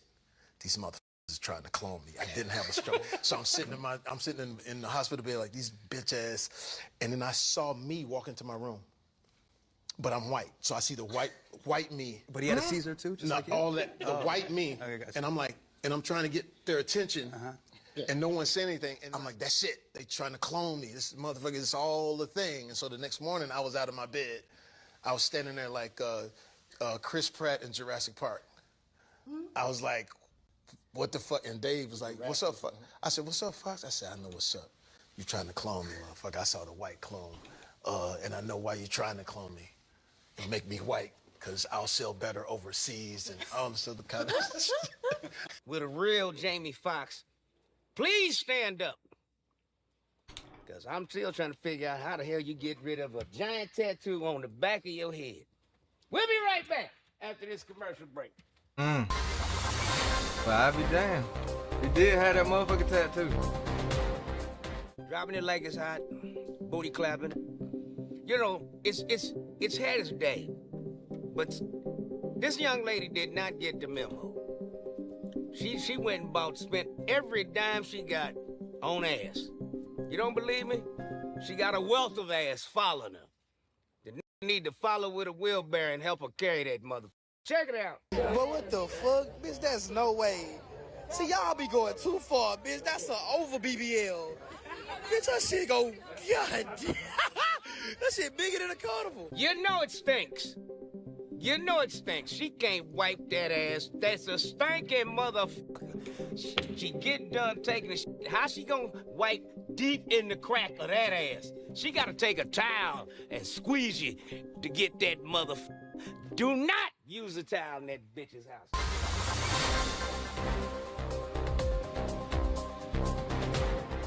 Don't forget to like, comment, and subscribe, and check me out on Rady Plus. Hey, y'all digging the new backdrop? In and in with the fist in the middle, you understand me? Solid, brother. And we got Malcolm X and Martin Luther King bookcasing it. I thought it was apropos. Next Friday night, I will be in Cleveland, Ohio. Yeah, somewhere. Look in the bio, nigga. Saturday, I will be in Dallas at the arena with D. Ray Davis and Corey Holcomb. Monday, I will be in London with Marlon Wayans and Mike Epps. Yeah, we turning the motherfucker up. I'm out of this bitch. See you later, alligator. Are you sure your tax expert is right for you? Switch to TurboTax Full Service. You'll be matched with a TurboTax expert and get real-time updates on their progress. And you get your best outcome guaranteed. Switch to TurboTax Full Service.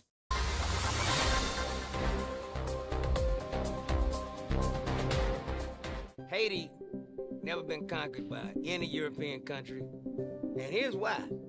Them motherfuckers is bulletproof. Check it out. The bulletproof Haitian man, this is what it's called. But do y'all see them shooting at my boy? He sitting there taking that shit like Luke Cage, man. I ain't never seen no shit like this, so I had to show y'all. Leave them Haitians alone, boy. That motherfucker was spitting them bullets out and throwing them back at them.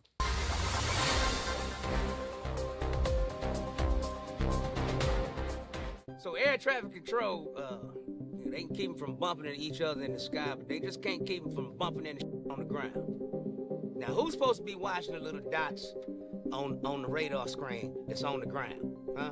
Who's in charge of mapping out ground movement at LaGuardia Airport? Because that motherfucker need to be fired, because that's the reason that an airplane gonna run into a damn fire truck. Killed both pilots and a bunch of other people injured, burnt up. Check it out. Stop, truck one, stop. Stop, truck one, stop. Stop, truck one, stop. Bill 2603, go around, runway heading 2000. Jet 646. Jet 646, I see you collide with vehicle in this whole position. I know you can't move. The vehicle's there responding to you now. I guess you can replace them with ice.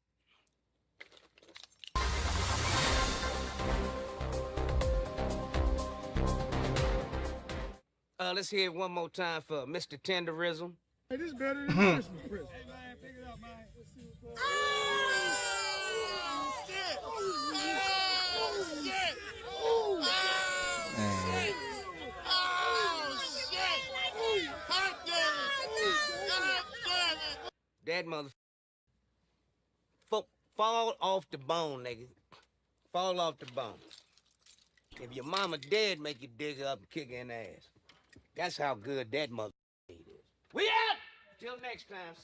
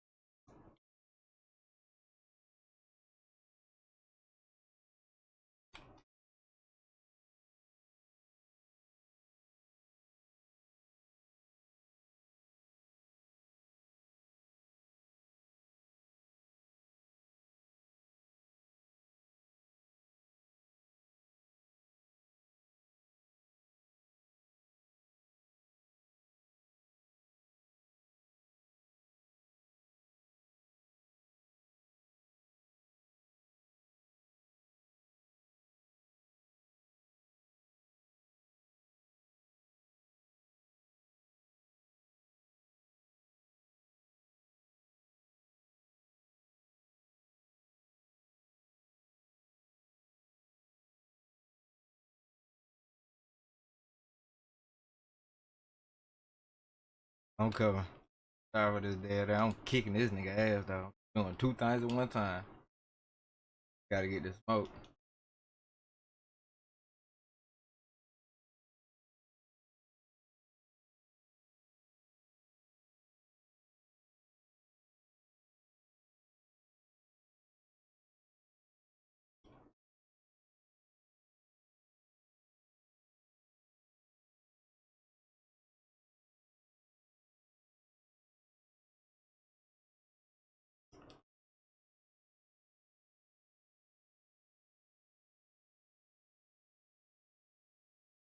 Your day-to-day covered with Base 44 super agents. Your life is chaotic. Set up a personal assistant in a click. Work, email, documents, your kid's calendar, everything synced and ready to move. Going over your emails, decluttering the noise in a single motion. Prioritizing what's left unread, telling you what needs your attention. Managing your calendars, keeping things clear. Double booking? Forget about it. Patrick Beverley just broke down how co-hosts and people that he put on and gave an opportunity to just snaked him out, slimed him out, did him dirty for his own show, took his show right from under him, man. To be fair, Pat Bev is not completely blameless in this situation. He does have some accountability that he needs to take, because if he didn't make the mistakes that he made, they wouldn't have the room to snake him out of his own stuff. So a couple of months ago, Pat Bev was arrested on some pretty serious charges. And because of these charges, he had to take a step back from the show. Well, a former Houston Rockets player is speaking out tonight after his arrest in Fort Bend County. Thank you so much for joining us tonight. I'm Daniela Guzman. Keith Garvin is off.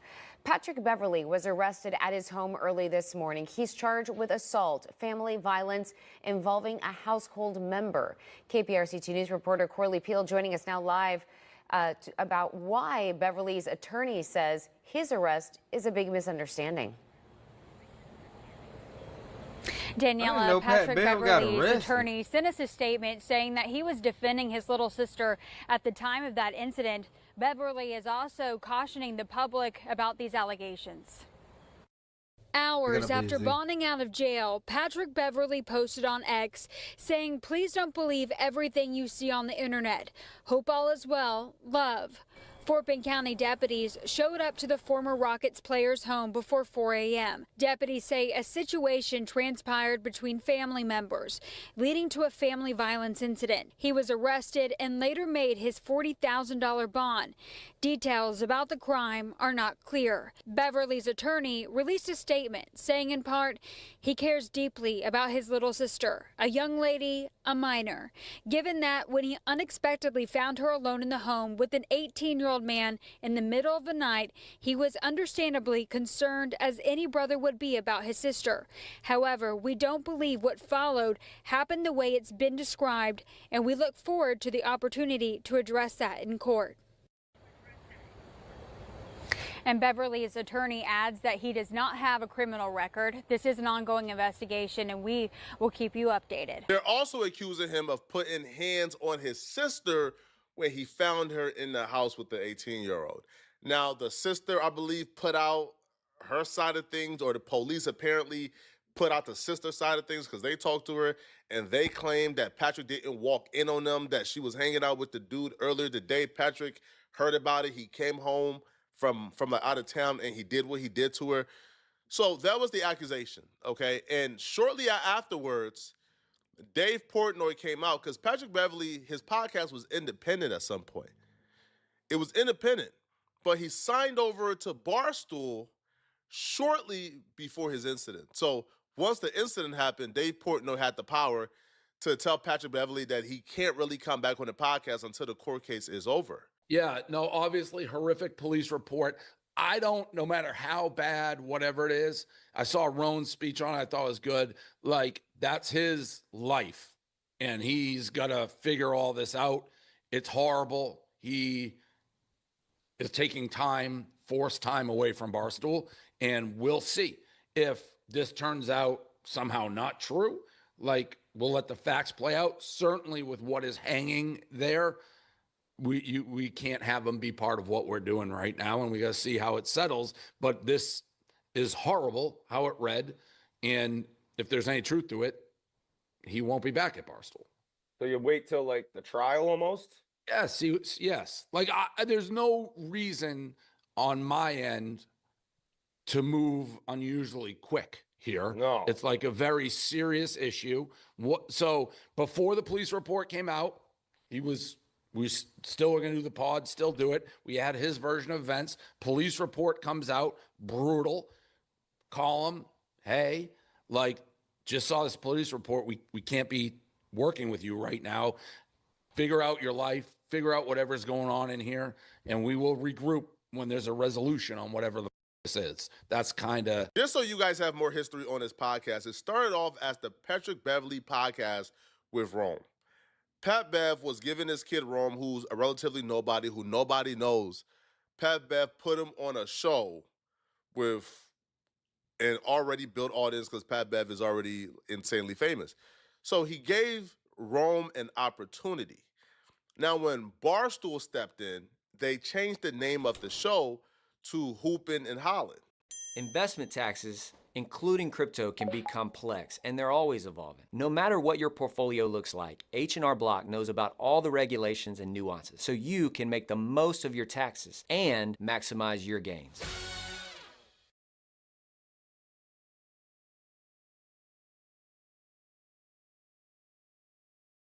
What do you think about when Karl Malone gets included on teams like this? I like it. I mean, I think he's top 20 greatest players to play. You think Karl Malone is? But what about his off the court stuff? You know, does that factor in at all? I really don't know a lot of off the court stuff about Karl Malone.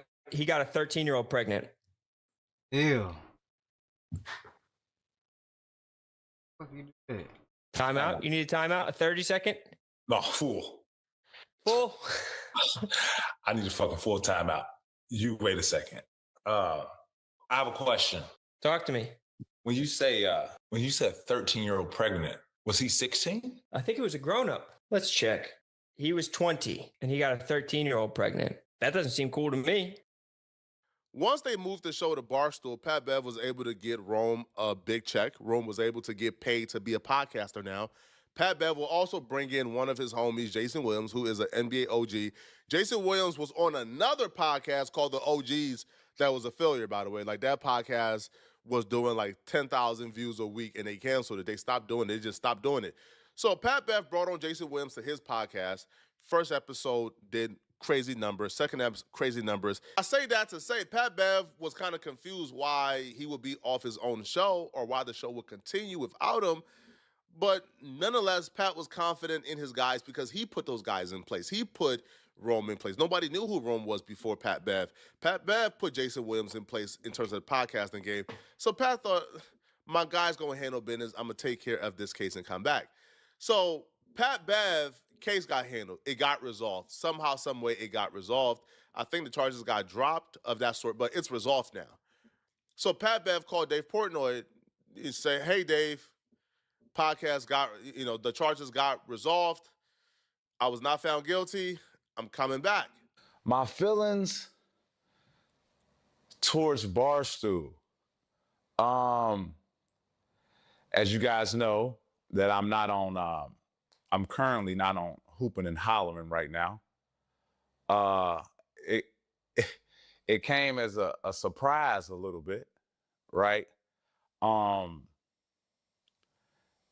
Actually shocked a little bit due to the fact that this show was the Pat Bev pod with Ron less than 6 months ago.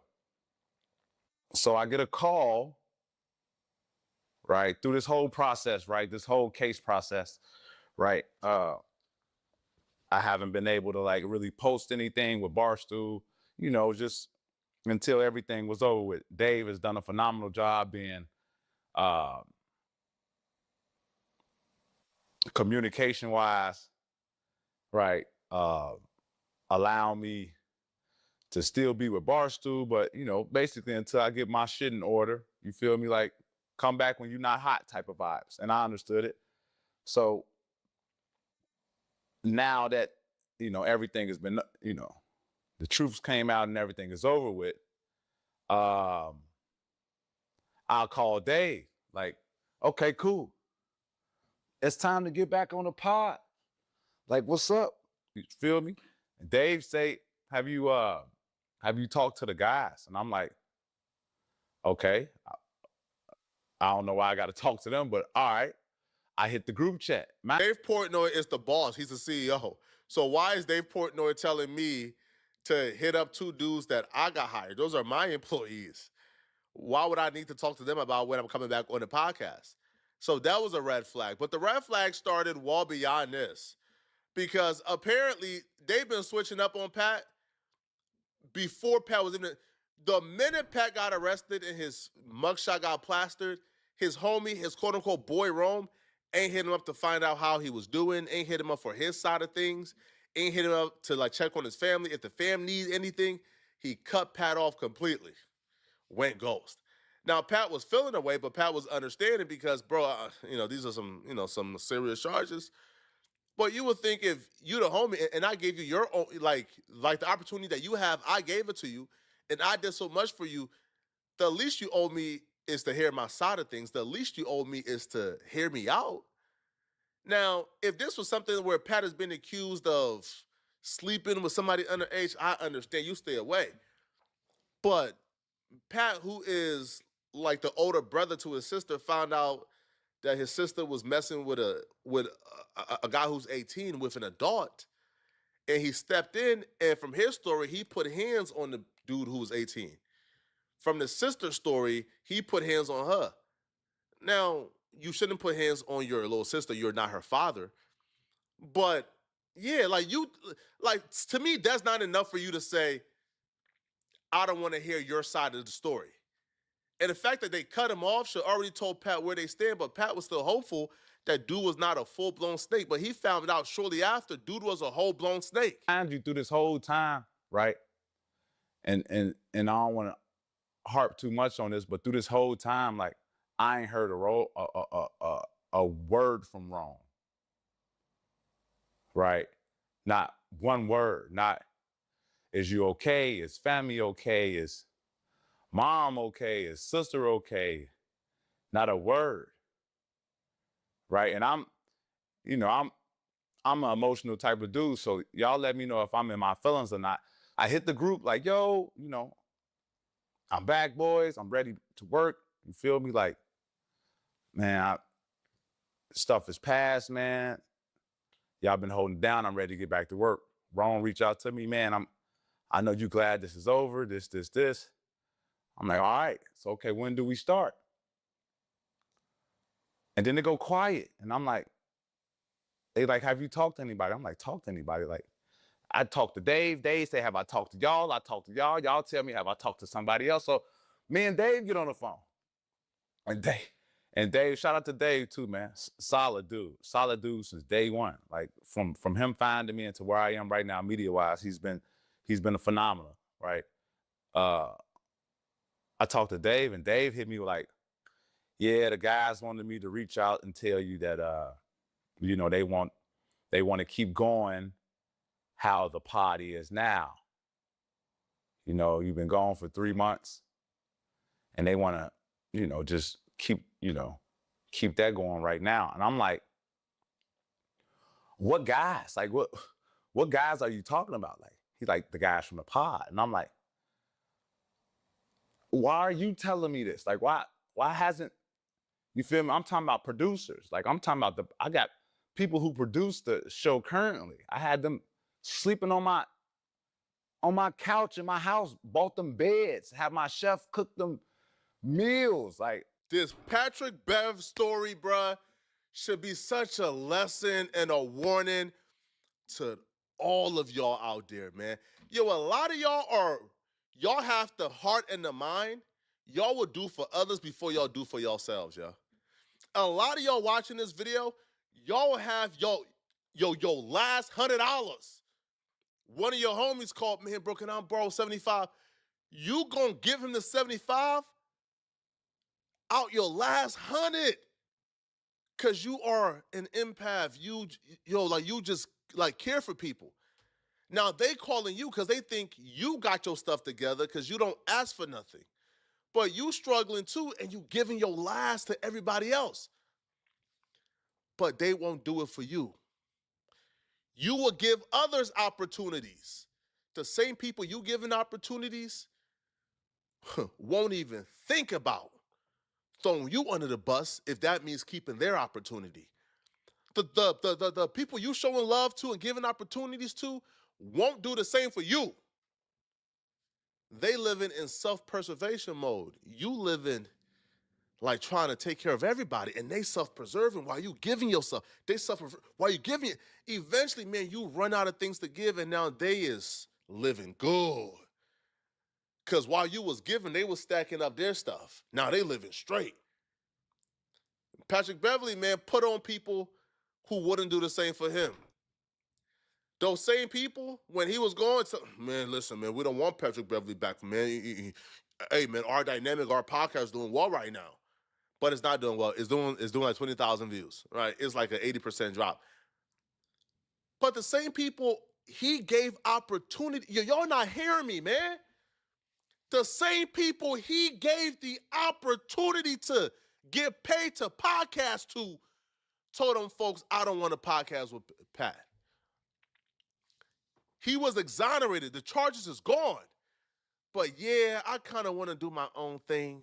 That meant they wanted to do their own thing from the very jump. The only reason why they was doing it with Pat was because they had no other opportunities than the one Pat was given.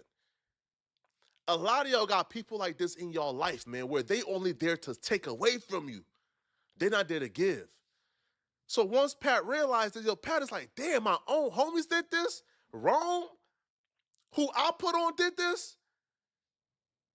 And Rome is still trying to play it cool. Man, listen, man, I just heard it, man. I don't know what's going on, Pat. I still ain't heard from him. Excuse me if I feel some type of way, y'all. Excuse me. And y'all let me know if I'm wrong. You feel me? I'm wrong a lot. But I'm a real dude. So if y'all let me know if I'm wrong or not for feeling this type of way. I say, Dave, why are you telling me this? Like, why ain't nobody from the pod, like, telling me this? Yeah, they told me to reach out to you, right? And I'm like, okay, so what you saying? Like, what you saying? I'm just saying that, guys don't want you on the pod. I'm like, but we was just doing numbies on the pod. Like, we was, me, J. Will, Rome, first episode, 119,000. Second episode, 94,000. Like, you feel me? Like, we've been doing numbies. Like, I say, all right, cool, right? Cool. And Dave talk, we chop it off about 30 minutes, right? We hang up. I hit Rome, text him. Like, damn, dog, like, you could have warned me about the bullet I was about to get, right? I thought we was friends, right? I thought we was, you feel me? Like, but regardless, it's always love, wrong. You know the vibes. Like, you know the vibes. You feel me? Like, you Brody, to me still, right? Like, you know the vibes. Wrong hit me back like, yeah, man, I just found out 15 minutes ago before you talked to Dave. Like, I guess they made a business decision. So I'm really confused right now, right? I'm really confused. If we live in a place where it's innocent until proven guilty and I'm innocent, I don't understand why, like, but that's a whole nother story. Let me know what y'all think, man. Dave Portnoy already snitched on Roman, bruh. Dave said, hey, listen, the dudes on your podcast don't want you there, bro. That's why you're not on it. But they still playing like they don't know, playing in Patrick Beverley's face. Man, let me know in the comment section, man, what y'all think about this, bro. All right. Y'all think them boys did Pat dirty, or would you have done the same thing? Let me know, okay? And if you're still watching this video and you want to watch another good video, then click on this video here somewhere on my screen, here, somewhere, I think here somewhere, to find out why exactly Academics is having a really bad day today. I'm going to see you guys in this Academics video. And if you want to support me, please click on the hype button below this video and send me a hype. It's 100% free, but it's the best way to push my videos in the algorithm for me. So please send me a hype if you got love and support for me. I'm going to see you guys in this Academics video. I'm out of here, folks. Peace. Working across teams is tough, but Asana helps you handle it. Asana AI can spot roadblocks and assign work to keep everything on track. That's how work gets handled. Visit us at asana.com. What's up, everybody? It's your boy Stephen A. in the house. Hope y'all had a wonderful Hell weekend no. watching NCAA basketball. I know I did. But Oh, you ain't needless getting to no burn say, over here, cuz. even though I had a fantastic time interviewing Anton Daniels, I really enjoyed that conversation. And that conversation. Nah, you did right, Anton Daniels. Okay. Oh, the Hornets game over with. I can't wait to go check out that highlight reel. Nigga, Corey Holcomb, he live. Shit. They been trying to pack Corey Holcomb up, boy. Whack 100 destroys Young Thug for threatening Charleston White. What the Young fuck? Thug ain't gonna never learn, because about a year ago he dodged a bullet and didn't go back to prison for violating his probation. New this morning, Fulton County prosecutors are asking for rapper Young Thug's probation to be revoked. Yeah, a new filing accuses the rapper, whose legal name is Jeffrey Williams, of having a blatant disregard for the law. 11 Alive's Karis Belder joining us from the Fulton County Courthouse. Karis, have we heard from Young Thug's attorney about this latest filing? We have. Brian Steele did share a statement with our newsroom. In it, he says in part that his client did nothing wrong. As for this filing, it accuses Young Thug of intimidating people using social media. One instance in particular mentions a gang investigator who is also testifying in another hearing and was not supposed to be shown on camera per a court order. The filing alleges that after a known blogger shared a post with that investigator's face, Williams shared the post with the caption calling her the, quote, biggest liar in the district attorney's office. Later, the filing states that the investigator's address and those of her relatives were shared online, and it also says threats were made against Fulton County DA Bonnie Willis. Young Thug's attorney, Brian Steele, shared the following statement with us. It says this motion is baseless, and while intimidation and threats of violence are never appropriate, Jeffrey Williams has done nothing wrong. We look forward to seeking a dismissal of this petition. So a note about Young Thug's probation agreement. He is not allowed to engage in any sort of gang activity, nor is he allowed to engage in any sort of behavior that could undermine the judicial system. He is allowed to come to Hartsfield-Jackson International Airport in Atlanta for business or professional reasons, but he cannot stay for longer than 2 weeks. This dude, Young Thug, took a plea deal with a 15-year suspended sentence over his head. So this altercation with Young Thug and Charleston White makes no sense to me, because CW wears telling badge with honor, and he made it no secret come Monday morning he going to the feds. They ain't ready for that mate. They no gun. Ready for that mate. They no gun. I understand we was on a private airport's property, which is under the Federal Aviation Administration. So first thing Monday morning, because you said Jeffrey Williams on probation, AKA King Slime, AKA Young Thug, you said we step on your other brother, your goon with the gang chain, the YSL spider chain, pretending to clutch a gun as he was to be brandishing and holding the gun, said don't lose your life. I am now in fear of my life. Swear to God I am. I'm going to contact my attorney. First thing Monday morning, we will be going to the courts to file a restraining order against you for my protection. Not only that, I will be contacting the federal authorities because you made a threat while possessing a gun on federal property, a private airport. I'm pressing charges on you, Jeffrey. I know you're on probation. You fit to go to jail. I swear to God, you will. I'm doing everything because you got me afraid for my life. You are a gang leader. You going to jail, and I'm contacting your probation officer.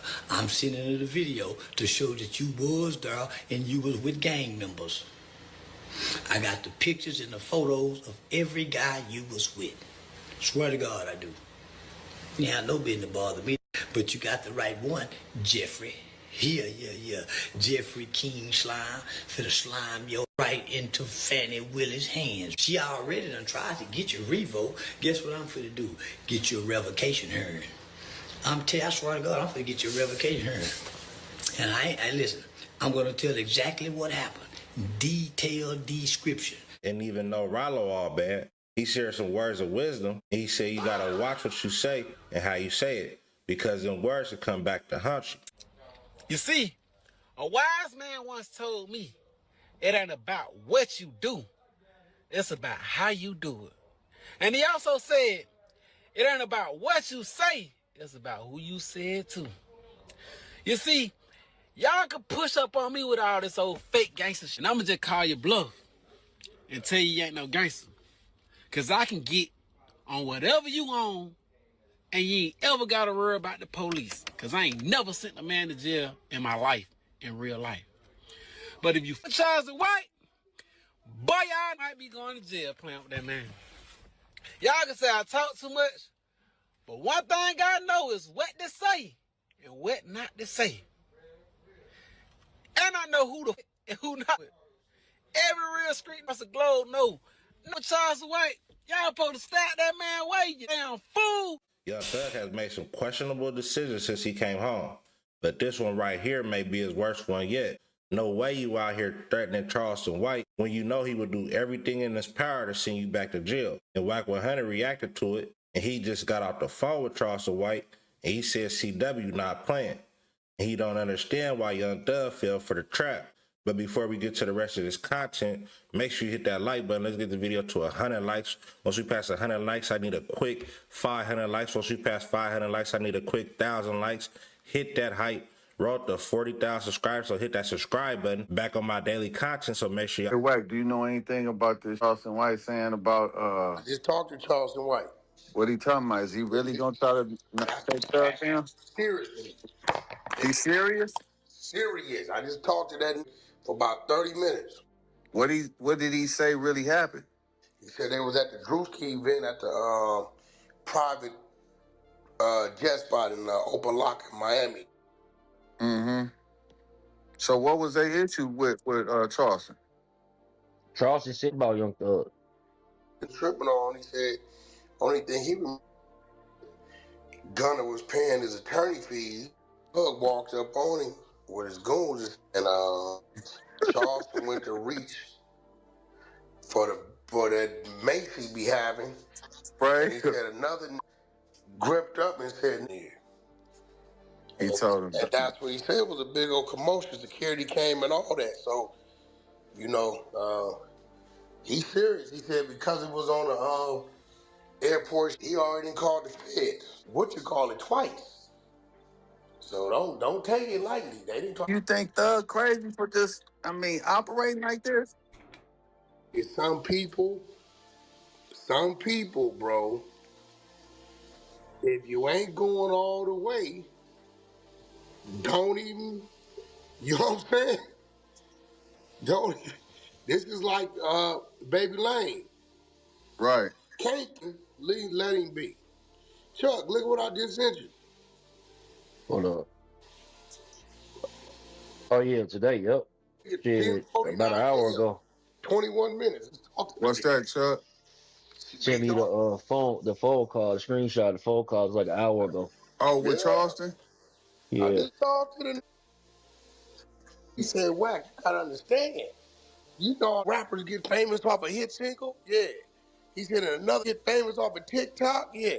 He said, it's cool to get famous off of telling. I'm locking this.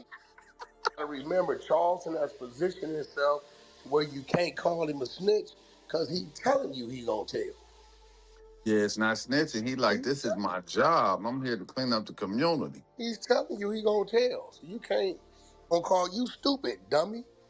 Oh. So how is operating in a space where Charleston White is if they know Because what y'all do not understand is, listen, bro, this is not the streets. Yeah, this is Charleston over there with the streamers. Right. And the day they let what happened in the studio or the rap concert flow to the streamer area, then it becomes that. He's over there in the lane where everybody gonna tell. It ain't even telling. It's getting help. It's the truth, bro. Bro, listen. How many times have I told you I don't take the streets to the building or the building to the streets? Two don't mix. I tell y'all that. I don't, bro. It's two different worlds. So go over there, open lock up my airstrip at a Drewski event, they screaming. Especially Drewski got everybody in America looking at him right now. Why Every would you time act I a went fool to an at a Aiden Ross Drewski event? event, every time I went to Aiden Ross event, I saw at least 3 folks that wanted to mollywop. Right. My mama. But you know where you This at. ain't the play. See, look, that's why I was tripping with that. Oh, when Wack got on the phone with Aiden Ross, he changed his tune and this and this and that. Supposed Of to. course, man, I got mid 6 figures on the line. You're supposed to. What Yeah, you it's a talking business. about? We've been battling Yeah. with attorneys and all kind of shit. But I'm supposed to get on there. Oh, this ain't no jumper. This real. The we talking about? Either we're gonna work this out now, like this, or we're gonna work it out over a period of time that's gonna cost me a shitload of money.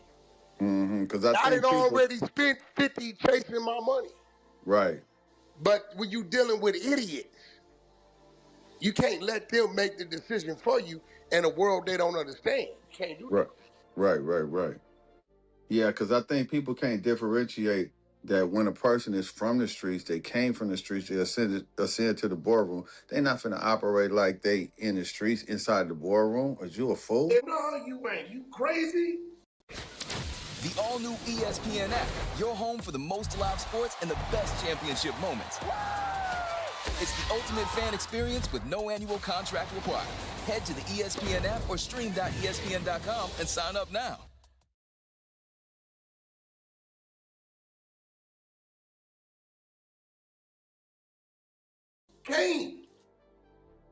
Can't. Or you'll never come back. Or you'll be down there with Big U or something like that. You can't operate like that. Bro, it's always in can replace the street, the boardroom. Okay, so once you get in the boardroom, you do what you got to do to stay at that table, bro. I agree with that. And I think Charleston White definitely gonna do what he gotta do. I think Young Thug should be trying to reach out or something to somebody, try to make an apology. I told him, I said, bro, they gonna try to reach out to you or something. Thug is a fool, bro. You don't know, bro, certain people, if you can't go all the way, you leave it alone. That's it. You think for sure Thug gonna try to reach out, right? You go over there and break Trap Lord's Ross jaw. Watch what happens. Yeah, you going to prison for a long time. And coming out saying it too, he gonna go all the way with it, and he gonna film himself calling in. Bro, that Young Thug locked up or cuffed up. He got 4 months of interviews. Know that. If you walk up on Wack got to assess the situation before I kill. If you don't give me justifiable, I got to assess. I might have to put hands. I'm about to do some other because cameras watching. Walk up on R&B in a threatening manner. She's going to blow your shit. Right. She know all the rules. She got a CCW. You a man. I feel threatened. She going to blow your, go on her purse, get them yellow strips they gave her, put them on her arms that identify her as a shooter, call 911 and she going to... Damn, they give you the yellow strips? Yeah, that way when the police pull up, they know who's the licensed shooter is. They know who's who. Damn, that's some cold game. Big Chuck run up on me talking. He got more action than I get shot. Cause I got to assess it. I know I'm gonna catch some time. He run up on little R&B at 5'3" talking, she getting shot. Justifiable. He's a man I was threatened. He ran up on me. So you got to know who to do that. You don't do that in Charleston, bro. Yeah. What? Yeah. Damn. Young Thug got his damn. Don't make a bag though, cause if he he gonna make a bag just talking about locking Thug up. People gonna want to interview him just on that. This is what I'm trying to tell you.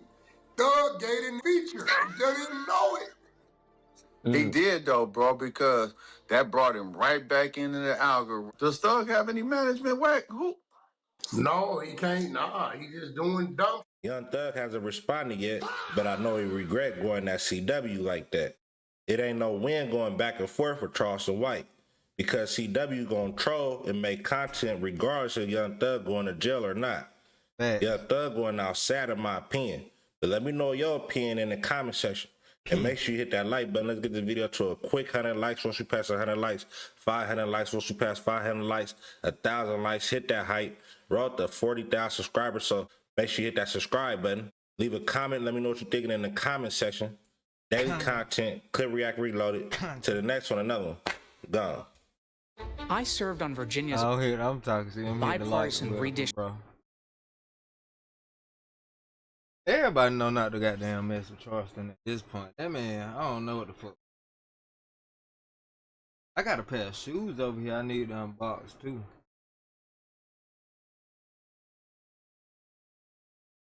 Damn. Wanna sit I knock that. Smoke one quick, then we'll knock that video out. Woody destroys Young Thug for threatening Charleston White. Oh shit, Woody done say something about it? Some white trap. And since their altercation, there's been a lot of mixed opinions on what transpired. Woody and Rollo talked about it, and Woody finally reacted to Charleston White pushing up on Young Thug. What y'all think about Thug and Charleston White? That's a good one. You want me to go first, or you want to go first? I go first. Go first.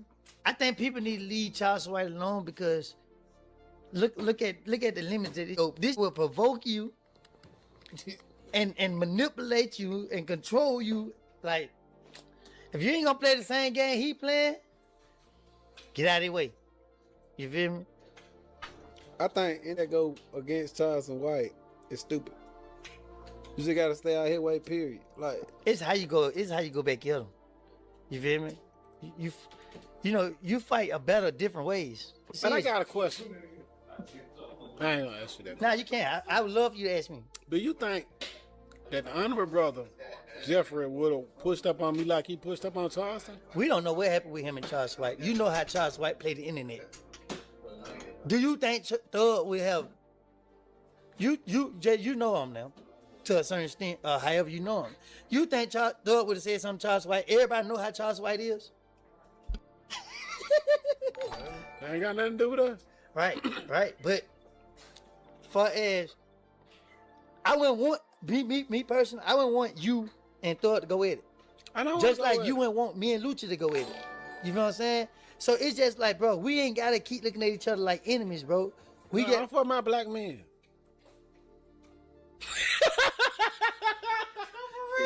I'm for real. I'm scratching your head, dog. Why you scratching your head? So he itching for something. That's what I'm saying.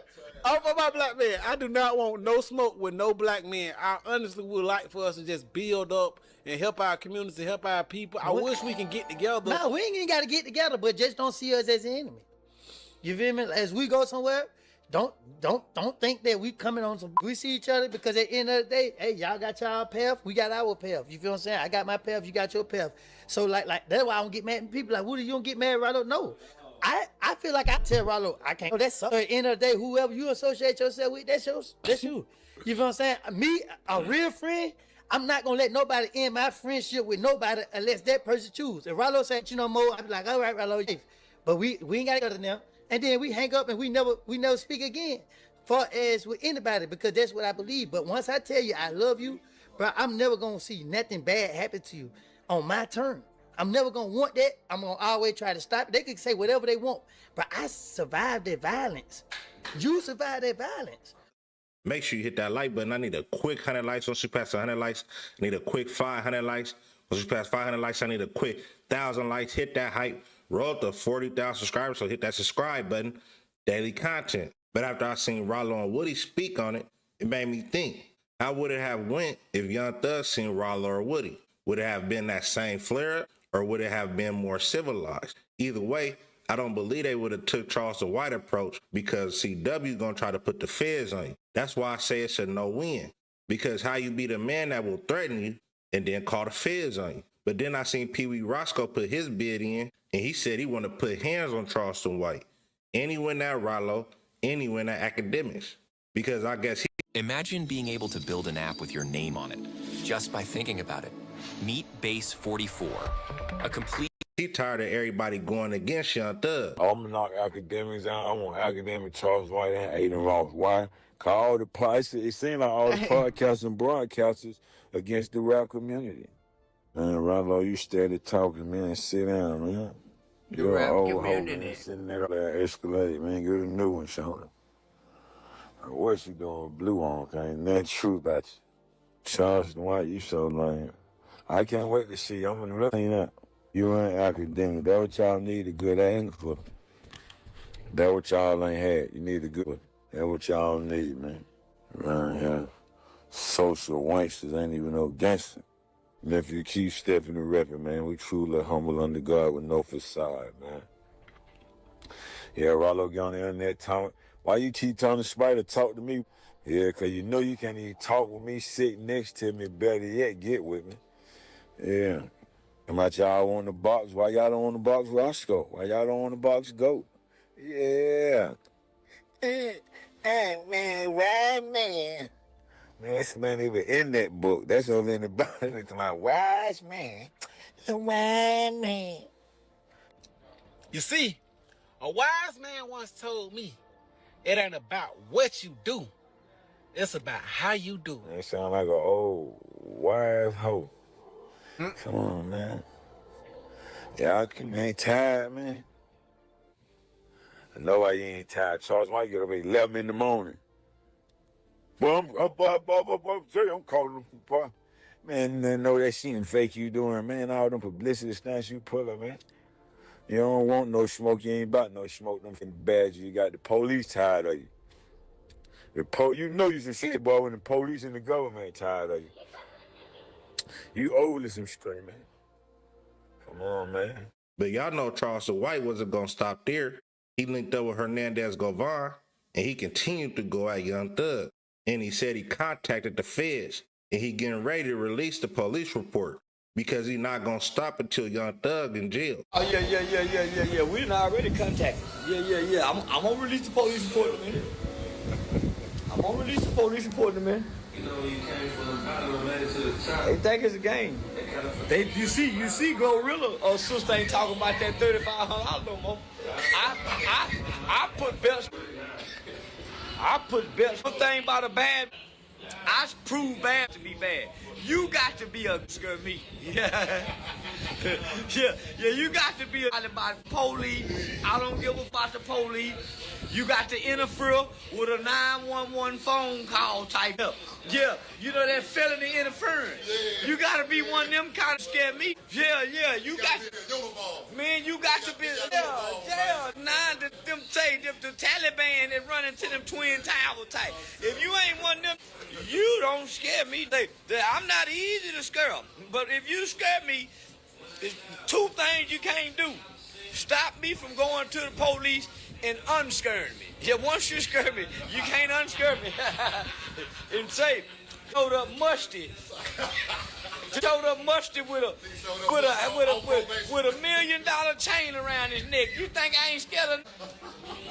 You think I ain't scared of boy walking around musty, laying next to with a woman pretty as Mariah Sausage? That next to be dangerous. Gotta be dangerous. Yeah, cause I know he ain't ran out of money. Yeah, I know the boy ain't ran out of money and he's depressed and ain't bathing. maybe because it's Ramadan. Cause that boy don't work. They musty during Ramadan. I forgot. They only wash their feet and their hands. They don't wash their. So now. I watched the beginning of this shit already. If it's another thing. Nope. Look out that shit. Watch that shit already. Damn, thug. I wonder how that nigga fucked up like that. Caught up with my dog TJ. Or say caught up with KB for the most part. Damn. I just about want to go on Meal Ticket Live and watch Sister T cuts out Bishop. That shit, bro. Sister T cuts Bishop ass out. That nigga was mad. Hello, Terrence Gangster tried to turn Manny. What? Turk tried to turn him. They say Turk tried to turn Manny France against BG. Hell nah. Man, I'm Turk. It's over. It's on. So Turk to match the gas. So, and people once you get a fan base that rock with you, because everybody not gonna like you. So you got people who don't like Jizzle. You got people who don't like Turk. So once people pick sides, that helps BG or that helps Turk to keep, shooting their gun because he got people backing. Yeah. And from what I see Turk trying to like play into this, the audience of what he trying to say the streets ain't cool no more. He changed his life. He playing more into that because he know it's like a support when it come to that. So I want to ask you this. How you feel about people checking in PC? I don't have no problem with that. Yeah. I was on a PC y'all before I got out of prison. Yeah. I'm pretty sure they probably put you there though because you finna get out and I don't want to have No, because I know my paperwork wasn't right, so I had to go there. Well, I didn't have to go there. I choose to go there because I could have still tried to play tough and went on the yard and might have got slaughtered. Well, what about these gangster rappers? I don't see. I know it's just entertainment. Yeah. I don't look at a lot of these gangster rappers as, boy, you a real dude. If I don't know you or somebody that know you from the streets that could stamp you like, yeah, old boy was out there stepping and putting in work, I just keep it right. I'm gonna listen to your music, I'm gonna rock with your music, then after that, beat it. Yeah, you know that, but these kids that is influenced by them and looking up to them, they don't know that. That's our job to let them know it's just entertainment. Don't be, and then that's another thing, because the children get caught up in that peer pressure. They listen to that rap music, and they be feeling like, oh, I gotta tote this here, I gotta spin with the homies. That's just rap music. Yeah. Because a lot of them rappers, like you say, they go into PC, or they gotta go to a soft yard. A lot of them can't make it, man. I done seen a lot of people check in, too. So, before your life changed over, did you look at somebody going into PC who was supposedly about their life in a different? Yeah, of course I did. I feel because let me say this here. I witnessed the ABs. They got a law. They got a rule. And in the Mexican gangs, they got a rule. If you go to any yard and our ops there, you can't check in. You got to get the beating or take off on somebody. Come to the hole. If you check in, they gonna kill you. So I watch a dude, a Latino, come on the yard, and the boss was standing by the church or the chapel, and they was like, you can't be on this yard. He was like, well, y'all got to get me off this yard. And he said, all right, and they just went right there. It was like 3 of them. They crashed. But a lot of blacks, they look at it like, man, I ain't about to go out there and let them boys put their hands and feet on me or that knife on me. Yeah. I'm about to go in this side pocket, go regroup, and get on somewhere else, and go live to see another day. Yeah, and what I don't like about Turk, it seems like everybody who has a problem with Boosie or BG, here come Turk cheerleader. Well, I ain't gonna say cheerleading. I'm gonna say he looking at it, okay, these my allies. Yeah. Y'all got a problem with it. I got a problem with it too. Yeah. Let's rock. You know what I'm saying? Let me go in because really Turk don't care about them either. If you think about it, Turk just look at it like I need more ammunition to push at Jizzle. And I noticed this. Jizzle still shoot at Turk. You notice this here, Turk, like, since in Moby, Jizzle won't even really entertain him. Because it's like you punching down. Yeah. Whereas Turk, you're equal. Yeah. So he gonna still entertain Turk. Yeah, I understand, because Turk already known and already got a platform known for music. The other dude, content. He's known for talking about people who already own. Right. So he don't want to give him more clout and more, and help more him, eyes. Right, like Boosie did me. That's how I came up. Yeah. Shout out to Boosie. Yeah, right. I don't know about all that, but anyway, I'm saying because if it wasn't for Boosie, you probably would be right here. That's a fact. Shout out to Boosie. But Nah, you still would be right here if it wasn't for Boosie. Well, I don't know because he went on so hard. People say, "Boy, you gotta respond." Yeah. Boy, he didn't know what he was doing for real. Yeah. He just was being him. But sometimes he wonder if he regret that. Yeah. But hold on, let me see. I'm trying to see had I done Vlad at that time? Yeah, you had did Vlad. That's why he talked about it. That's why he said Vlad asked him about you. Oh, yeah. So, I would have been here because he really just... But I already had done Vlad and done millions of views. Yeah, I'm saying he kind of put you into that YouTube world. No, he didn't. Vlad did. I ain't about to give him... I'm saying you started doing videos. Credit now. Yeah. I got to get the Vlad. But shout out to Vlad. One thing Boosie did do... He ain't do nothing. Well, all right. But one thing the algorithm did, so we ain't going to give Boosie... Gangsta is not fucking with Boosie. We're gonna give credit to the algorithm. One thing the algorithm did was the younger people who didn't know about you, the younger crowd that actually do follow Boosie or whatever, it brought their eyes on you. Because to this day, when I tell people, man, you don't know Giggity, man, Terrence Gangsta Williams, well, Civilian Williams, woo woo, they were like, nah, I'd be like, nah, I ain't never heard him. I'm like, the original hot boy. You wouldn't be no BG, Turk, Wayne, Juvie if it wasn't for Giggity. And a lot of young people still don't know. But with Boosie audiences, he got young people in his audience. So what they did was it transitioned you to the younger audience. You don't think so? No. Yeah.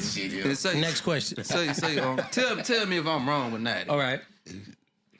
Every time I see Turk talking about BG or Juvie, I go post Juvie album cover up in his comments. You do? Yeah. Do he block you? Uh-uh. Yo, he should have blocked you. We got a visitor. Hold on, y'all keep going. Yeah, Turk should have blocked you for that. I mean, like my whole perspective of what Turk and BG got going is different than his because he liked the mess. Me, I don't like the mess. Me personally, I think both of them is too grown and been knowing each other too damn long to be on the internet exposing each other business. That's just me personally. If I tell you I love you and we got a relationship and we came out the dirt, it's just certain things that I'm not gonna do towards you, no matter what you do to me. Now I agree with that part. I don't like that. Like they was calling themselves brothers at one time, you know, rocking out one another. But now you airing out each other dirty laundry. I don't like that because it's like y'all could come back from that. Yeah, we could troll, but goddamn, you know, certain stuff you saying like man, but that's just the new way of the life now. People will cuss you out, disrespect it, then later on, man, my bad. Yo, yeah, bro, I was down. Well, I got you on that one. Boy, yeah, you cold, but you was wrong for that. You know what I'm saying? So, when I first started hearing people cussing and rapping and disrespecting people, and then they pulling up at the award show, boy, that was a good punchline. Boy, that was I'm like, because I wasn't used to, talk about the person's mama, talk about the children, and da-da-da. So I say, oh, that's the new thing they doing now, you know? And when I come home, when everybody's be trolling me, cussing me out, I'm like, man, what the world? They say they trolling. What the world is trolling? So when I learned all that, it's on now. Oh, let's play it. Because I come from a state where that's what we do. We jokes. Yeah, we joke. Well, let's get it. You know what I'm saying? So I used to be on the tour bus where I used to go around Manny Fresh them. And just straight from wanting to kill somebody or delete somebody to straight to around Fresh them not cracking jokes playing. Yeah. You know what I'm saying? So I'm like, all right, let's go. This what we doing? Let's do it. But my thing is, I'm going to find a way to exploit the situation. I'm going to get a check. Yeah. I don't have time to be online making a mockery of myself for free. Yeah. No, when I make a mockery of myself, I want to look at my YouTube studio, go to revenue, and be like, okay, boy, you got paid for being acting a fool. Yeah. That's what I want. And since you brought up Man and Fresh, man. Fresh. Get fresh. I don't like how Turk tried to text message. Yeah, that text. Why would you do that, Turk? Like that's what I'm saying. What he did? He screenshotted the text message and posted it with BG saying Man and Fresh tracks was garbage. But them people shredded, dog. So this what I looked at, right? I was like, see stuff like that. That's why people don't trust certain people, and that's why people don't like to talk on the phone or text people because they be keeping all that receipts, right? But I like how Jizzle handled it. Jizzle went in the comment, I already told Fresh to his face them beats was garbage. So he already had it told. But one thing about Fresh, you ain't about to upset Fresh. I ain't never saw Fresh mad. Me either. I've never seen you mad. I'm free. You ain't gonna but that's the thing. It don't make Fresh feel away. That's you trying to turn the audience against BG. Right. But check this out. With Turk, I feel like Turk just be hating, man. I ain't gonna say hating. I just feel like Turk, at this point, like, I'm using all my ammunition. I'm showing people, you low down and cutthroat. You cool with Fresh running with you. I gotta let Fresh know how you feel about his beats. Whereas Jizzle already had addressed that with Fresh. So I'm not gonna look at Turk being low down and snakish. I'm looking at Turk, feel like ain't no rule in fighting. It's the war. Yeah. And when it come to war, I'm gonna get you. I look at that like you trying to get some help. Why are you bringing up another man? Well, we all be wanting help. I'm just telling you the truth. Hold on, they got a song called Help? Yeah. Yo. This shit crazy. Dude been motherfucking on goddamn Turk head the entire time. Every time I be like, shit, I be on Turk head. I don't like fucking Turk get on my goddamn nerves,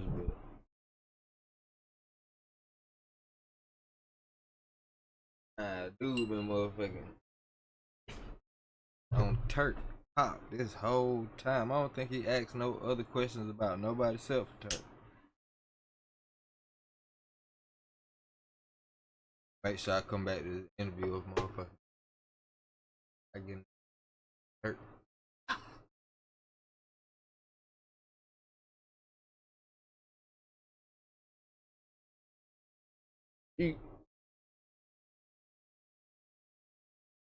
Alright. Man. I'ma drop the rest of this junk in the community feed if y'all wanna check it out. Pick up where we left off. I'm gonna go ahead and let it down for the night, y'all. I gotta run to the store real quick anyway. Make a little quick store run. I lay it down. I had my supplies ready when I woke up in the morning. I catch y'all. I appreciate y'all rocking with you. Why?